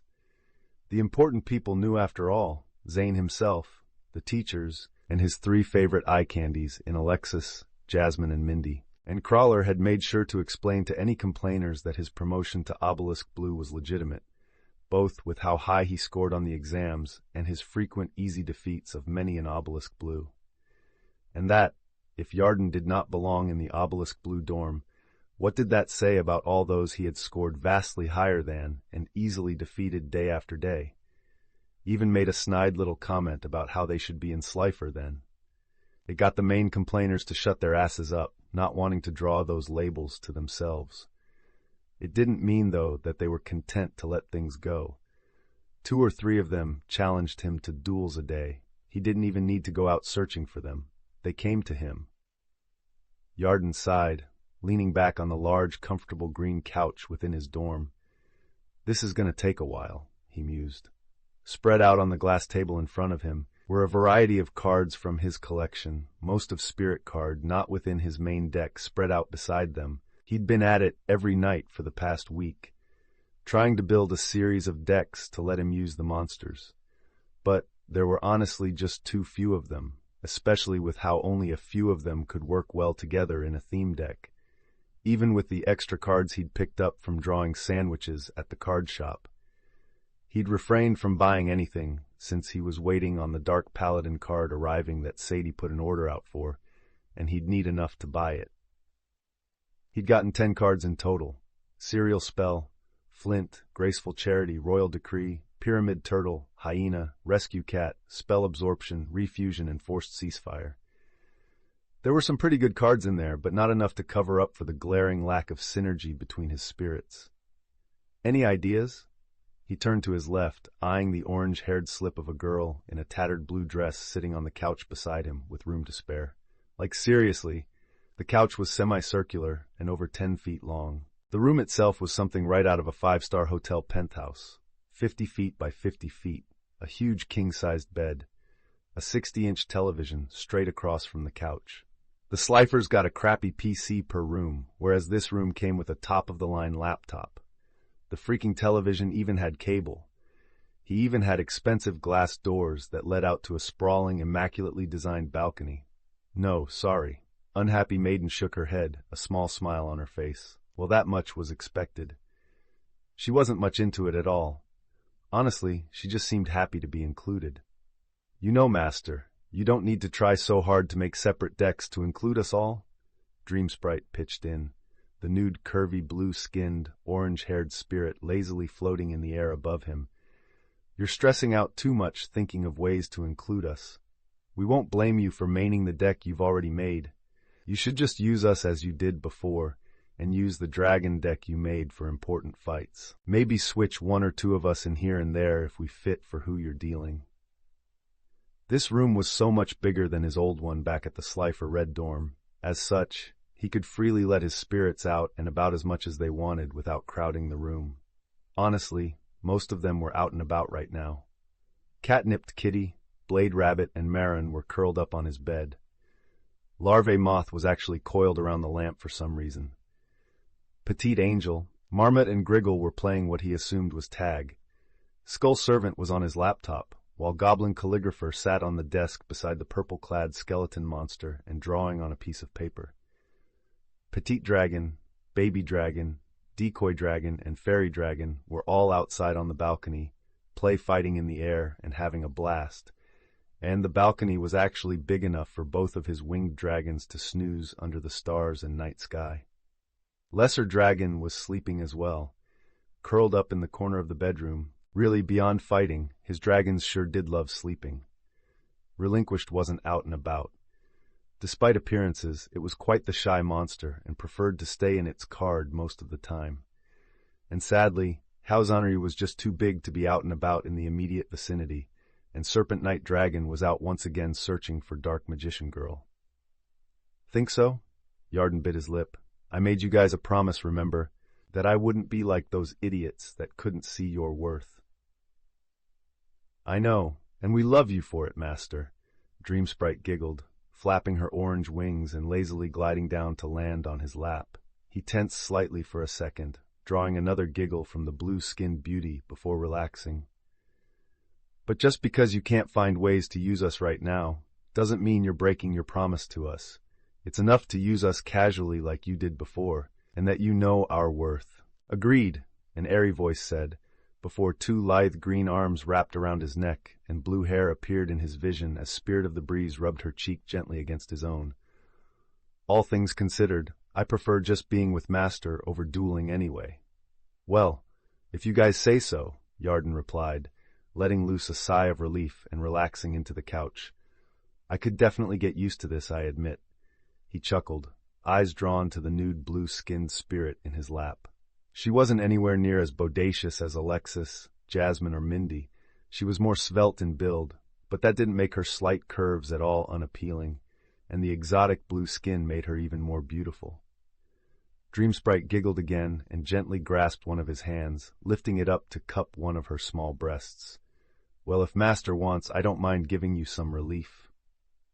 Temptation, thy name is dual spirit. Dreamsprite and Spirit of the Breeze were definitely his most affectionate spirits, of the human variety at least. Dreamsprite was a chipper, cheery, energy-fueled wood nymph at heart, and Spirit of the Breeze wasn't much better, just being the calmer and more mature of the two.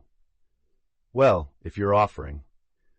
Yarden grinned and gave her breast a light squeeze, a small breathy moan escaping her. Was it weird that he was feeling up a spirit that had merged with his very soul? Probably, but he definitely wasn't complaining. And it would definitely help take the edge off from being around Alexis, Jasmine and Mindy constantly. Especially Alexis. She'd been seeking him out to spend more time with him ever since he spent that day with her at lunch, helping her with her deck. That sinful body of hers stretching her uniform out in all sorts of mouth-watering ways. I think two spirits are better than one, Spirit of the Breeze mused softly, her green lips pressing a chaste kiss against his cheek. We'll relieve you of all your stress, Master, she purred softly in his ear. Just as he was about to reply, a soft pressure on his left arm made him turn his head. Unhappy Maiden was staring at him, a pout on her face, cheeks flushed. Ah, damn. All right, not tonight, he relented. As much as he would love to get his dick wet with his spirits, it wasn't worth upsetting the other ones. Unhappy Maiden was a very shy one. She definitely wouldn't join in, and it would be a total dick move to do when he was spending time with her as well. Foiled already, huh? Spirit of the Breeze mused, a soft laugh leaving her. Oh well. Dreamsprite giggled and ground herself into his lap. Looks like we'll have to try another night, Master, she teased. Her giggles got louder when he reached around her to cup her backside, his fingers sinking into the springy, soft, rounded cheek, then yelped when he thrust into her a bit and forced her sprawling off of him. In the past 10 days, with his bond to Lesar Dragon being completed, and him joining with a bunch of the other spirits, his physical abilities had drastically increased. Dreamsprite righted herself in the air with a flap of her wings. Meanie! She stuck her tongue out at him. Despite that, though, her lips were in a wide smile. Nobody's allowed to get a one-up on me without my say-so. Yarden smirked at him. A breathy little giggle escaped Unhappy Maiden's lips, and Yarden felt his smirk stretch a bit more. She always looked so sad, so when he even got a light little giggle like this out of her, it made him feel happy. Just then, the PDA sitting on the table beside his cards started ringing loudly. A message. Leaning over, Yarden picked it up and checked the message. It was from Alexis, and it was a video message. He opened it up and pressed play. A second later, it started up, and he could see Alexis's face, her eyes wide with panic, sweat trailing down her cheeks, and her skin pale. "Yarden, sorry about this, but I need help," she hurriedly said. "I'm out near the abandoned dorm running back towards my own. Some huge guy just came out of nowhere, and he tried to grab me." Just then she stumbled, and the message ended. Yarden was on his feet before he even realized it. He ignored the cards on the table, grabbed his dual disc, and ran for the balcony to the surprised stares of many of his spirits. He already had his main deck strapped to his belt, after all, in his deck box. A moment later, he was leaping over the balcony railing and dropping a good 30 feet to the ground. As he fell, his spirits turned into beams of light, shooting out from his dorm room and following behind him to submerge into his body, even if only roughly half of them were actually connected to his soul. His enhanced body absorbed force of his drop easily, landing on his forefeet without problem. Alexis watched the 3 Slifer Reds, Jaden, Cyrus, and Chumley, make their way back towards their dorm. She was sticking around before leaving to make sure they didn't double back and do what they shouldn't be. It was against the rules, after all, for students to enter the abandoned dorm. A sigh left Alexis when they disappeared back through the forest and the blonde turned back around to stare at the decrepit building behind her. "Brother," she bit her lip. She'd been here for nearly 3 weeks now at Dual Academy, yet she wasn't any closer at all to finding out about what happened here and how the students that were here at that time, her brother being one of them, disappeared. It didn't matter who she asked. They were all incredibly tight-lipped about it, and every record of the abandoned dorm had been wiped clean. She was beginning to lose hope that her brother was alive at all. But Alexis had steeled herself. If nothing else, she could never be at peace until she found out what happened to her brother. He couldn't rest in peace until whatever or whoever done this to him was exposed and dealt with. "Well, at least my time here hasn't been bad." Alexis mused softly, eyes closing as she recalled the past few weeks. It had honestly been a bit of a wild ride, from a Slifer-beating crawler, to then herself, to then another Slifer defeating Zane and jumping up to Obelisk Blue within a single week. Yarden. A small smile tugged at her lips as she thought of that interesting boy. He'd caught her eye since that first time she saw him duel on the first day of classes. The bold, swaggering confidence, the way he stood up to the Obelisk Blues and showed them that the derision for a person just because of the color of their jacket was the height of stupidity, and the dorms truly weren't the best way of measuring people's talent as duelists. She'd been spending a lot of time with him lately. So much so Jasmine seemed to be getting a bit jealous, but it was fun being around him. Relaxing even, she didn't need to be on edge around him. And she generally only felt like that around Jasmine and Mindy.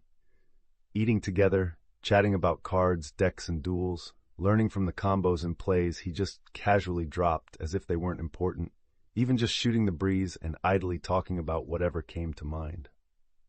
Even the way he was constantly trying to one-up himself, in one turn killing the guys who bothered him for hanging out with her, was amusing to her now.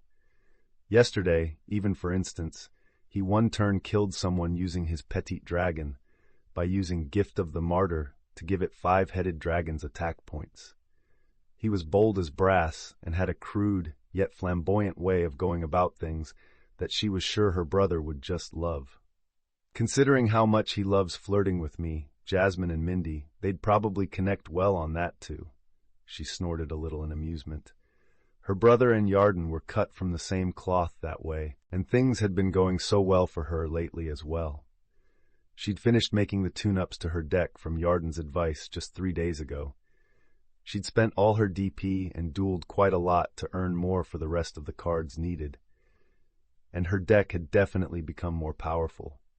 She was always better than most, but now it felt like she'd reached an entire new level with the tactics she'd learned from Yarden, and Hoshingen had been surprisingly useful.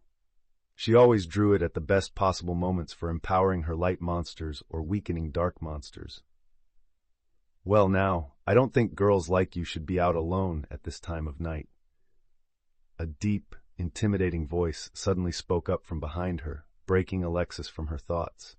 Jumping in fright at the sudden voice, heart hammering in her chest, Alexis whirled around on instinct and her eyes went wide, Standing there was a huge barrel-chested man dressed from head to toe in deep black clothing, a silver half-mask covering his eyes and nose, and a sick-looking grin on his deeply tanned skin. He had to have at least a foot on her in size. Who the heck are? Alexis tried to calm her racing heart before he suddenly surged forward, massive arms going towards her, one of them clad in a metallic silver gauntlet. One of his hands grabbed her around the face, cutting her voice off, while the other grabbed her around the waist and hoisted her into the air. Alexis struggled and kicked with all her might, but fit and athletic as she was, that didn't mean much when this man was just so much more massive than her. Go to sleep, little girl. His voice rumbled, and through narrowed eyes, she caught sight of some golden pyramid-like thing held on a chain being held aloft in front of her eyes.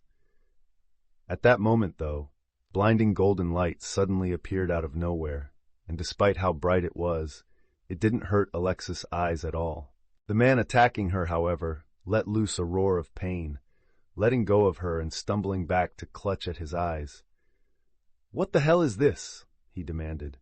Alexis was incredibly surprised by the sudden turn of events, and she had no idea what was going on. She couldn't see anything that could be putting out this golden light that felt warm on her skin. She wasn't going to bother questioning it, though. She turned on her heel and sprinted off as fast as she was able in the direction of the girls' dormitory. As she ran, her hand went to her pocket and she pulled out her PDA.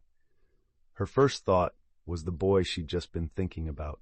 She selected his name and cursed the fact that she hadn't thought to bring her cell phone with her. She'd have to settle for a video message. "Yarden, I'm sorry about this, but I need your help." She apologized first. She didn't want to get people involved with anything dangerous, but if nothing else, Yarden was tough and reliable, and she needed him right now. "I'm out near the abandoned dorm, running back towards my own. Some huge guy just came out of nowhere, and he tried to grab me." Something hit her in the small of her back, and she tumbled to her knees, hissing as she scraped them, blood beginning to ooze from her kneecaps. She ignored it, though, even as she fell forward and hit the send button. A huge hand grabbed onto her wrist and lifted her into the air easily. She yelped in pain. It felt like her arm near outright got dislocated from the rough treatment. "I was merely going to knock you out, you little bitch." The huge man snarled angrily at her, bloodshot eyes glaring at her through his mask. "I don't know how you pulled that stunt with the light, nor do I care. But I'll be taking your deck as retribution before I leave here." She stilled. Her deck? The deck that was made with cards that at first her brother had given her? The deck she'd worked on for years. The deck Yarden had so graciously helped her with, and containing the card he stressed as incredibly precious. Alexis ignored the pain in her arm and legs and glared at him. "Like hell you will!" She lashed out with a kick that caught him in the stomach, but it was her that gave a cry of pain as her foot hit something hard and metallic. He gave a dark, rumbling chuckle. "Oh, I think I will," he sneered, and then jerked his arm and tossed her to the ground. Her back ached as she was slammed into the stone path they were on, and the air was driven from her lungs. His huge, meaty hand reached down and grasped at her deck box on her belt. She feebly struggled, but couldn't put up much of a fight as he ripped it off her belt. Winded as she was, it was hard even to take shallow breaths. "Ho, these aren't bad," the man mused as he flipped the box open and started rifling through her cards. "White Knight Dragon, you Dual Academy brats sure are privileged to be able to buy cards like these off the shelf for as cheap as they are here. I could get a good $5,000 or so for this, if not more." He wasn't just stealing her deck, he wanted to sell her precious cards as well? "Is that fucking right now?" a familiar voice suddenly snarled. The huge man paused, looking towards the source of the voice, as did Alexis. It was Yarden, clad as always in his red jacket. Even as an obelisk he hadn't stopped wearing it. But he was different from usual in a way. His lips were pulled back, baring his teeth almost ferally at the huge man, and his eyes were narrowed into glares of bloody murder as he stomped over towards them both. How did he get here so fast? Alexis wondered blearily. Even if he sprinted as fast he could, he shouldn't be that fast, and beyond that, how would he even know exactly where she was? The man's eyes went to Yarden's jacket, and he grinned himself. A brown-haired youth with a slifer red jacket. "You must be my target, then," he noted, before laughing loudly and holding that same golden pyramid thing up towards Yarden, with the hand not holding her deck. "Come to save this little bitch, have you, boy? Well, if you want to save her, you'll need to defeat me in a duel of shadows, putting your very soul on the—" His grandstanding speech that made no sense was forced to be cut off him. Yarden suddenly lunged into a run, shooting quickly towards the man. A second later, Yarden jumped and his fist slammed into the man's jaw and outright lifted him up off of his feet. The huge man gave a gurgling groan of pain as he slammed into the ground back first. "You think I'm gonna fucking duel you when you hurt my friend?" Yarden snarled, and Alexis blinked in shock as he delivered a powerful kick to the man's ribs and a snapping sound coming from him. Was that his ribs? "You're a fucking dead man, mate. Here I'm gonna show ye how we deal with cunts like you back in Scotland." Yarden slipped into a thick, accented brogue as he kicked the man again, and despite his huge size, flipping him around onto his front. "Get your hands off of these." The teen ripped her deck from his hands. "And here, let's see how you fucking like it," he added, before outright ripping the man's gauntlet off and slipping his hand into it himself, the metallic silver gauntlet suddenly compressing a moment later to fit around his own arm. "No, my deck!"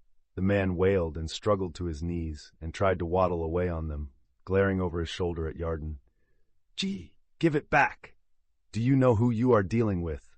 I am the great Titan. I will feed your soul to the darkness in a shadow game for this." "Suk ma cock," Yarden replied with a snort and started walking towards the man who was twice his width and had a foot of height on him. Yet it was the towering behemoth of a man, Titan as he called himself, that frightfully flinched away. "No, no! Stay away from me, you monster!"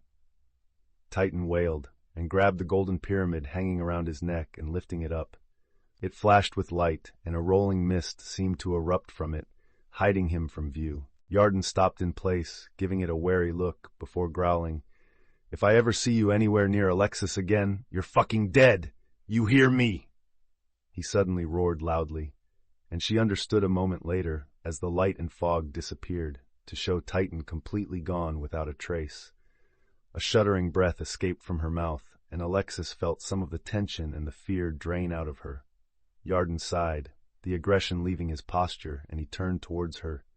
"You all right?" he asked in concern, making his way over to her. Alexis gave him a wincing smile. "Now that you're here," she replied. That was terrifying. That man just came out of nowhere and tried to kidnap her, then tried to steal her deck, and would have gotten away with it too if it weren't for the boy who rushed to her rescue. She was right. He was reliable and strong. He gentle helped her up to her feet, and a small gasp let her as her legs almost gave out beneath her from the pain in them. She had to lean against him to keep upright. "Sorry about this," Alexis apologized. Honestly, she was in a bit of a daze. Everything just happened so fast. "Don't worry about it," he gave her a comforting smile and began rubbing her back soothingly. "We're friends, aren't we? That guy's just lucky he had his little magic tricks, or I'd have smashed his face in for attempting this shit with you." Despite the situation, Alexis felt her cheeks warm up a bit. "Here." He held her deck out towards her, and she accepted it gratefully. She eyed the boy thoughtfully. The difference between the him now and the brogue's snarling one promising violence from just a few moments ago was like night and day. It was a really interesting duality. She kind of liked it. A thought occurred to her again, though. "How did you find me so fast?" she asked.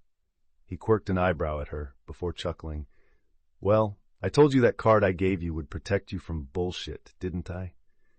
Alexis blinked at the reply, before her eyes widened. That light. There had been nothing physical for it to come from. It had just appeared from around her. "What is that card?" she asked in wonder. "Ask me no questions. I'll tell you no lies," he replied. "So there was really something special about it, then." "There's no way you'll believe me with how things are right now, babe." He squeezed her waist comfortingly. "You're not ready yet. Give it a few months. You'll understand then," he informed cryptically. "Being cryptic like that doesn't make you sound cool," she replied dryly. Yet a smile tugged at her lips. Well, if he didn't want to tell her right now, she wouldn't push the issue. She knew enough from this to know the card was special in some way. She relaxed against the boy. All the desperation had totally drained from her now, and she felt safe with Yarden beside her. A few moments later, he was carrying her on his back, his hands grasping under her thighs to keep her aloft, while her arms hung around his neck, though the gauntlet on his right hand felt cold on her skin. Up this close to him, she could smell his cologne clearly, a clear, crisp scent that tickled her nose. "Guess I've still got a long way to go before I'm strong like my monsters," she mused.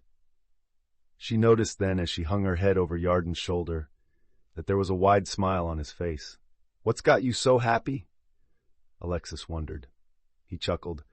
"Just enjoying the fringe benefits of carrying you like this," he replied, giving her thighs a gentle, teasing squeeze.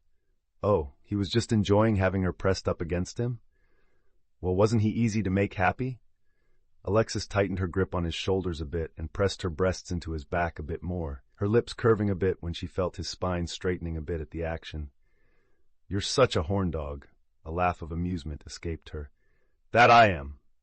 Yarden grinned and replied shamelessly. Duelist profile, Yarden Odar. Name, Yarden Odar. Age 15, country of birth Scotland. Occupation, student of Duel Academy.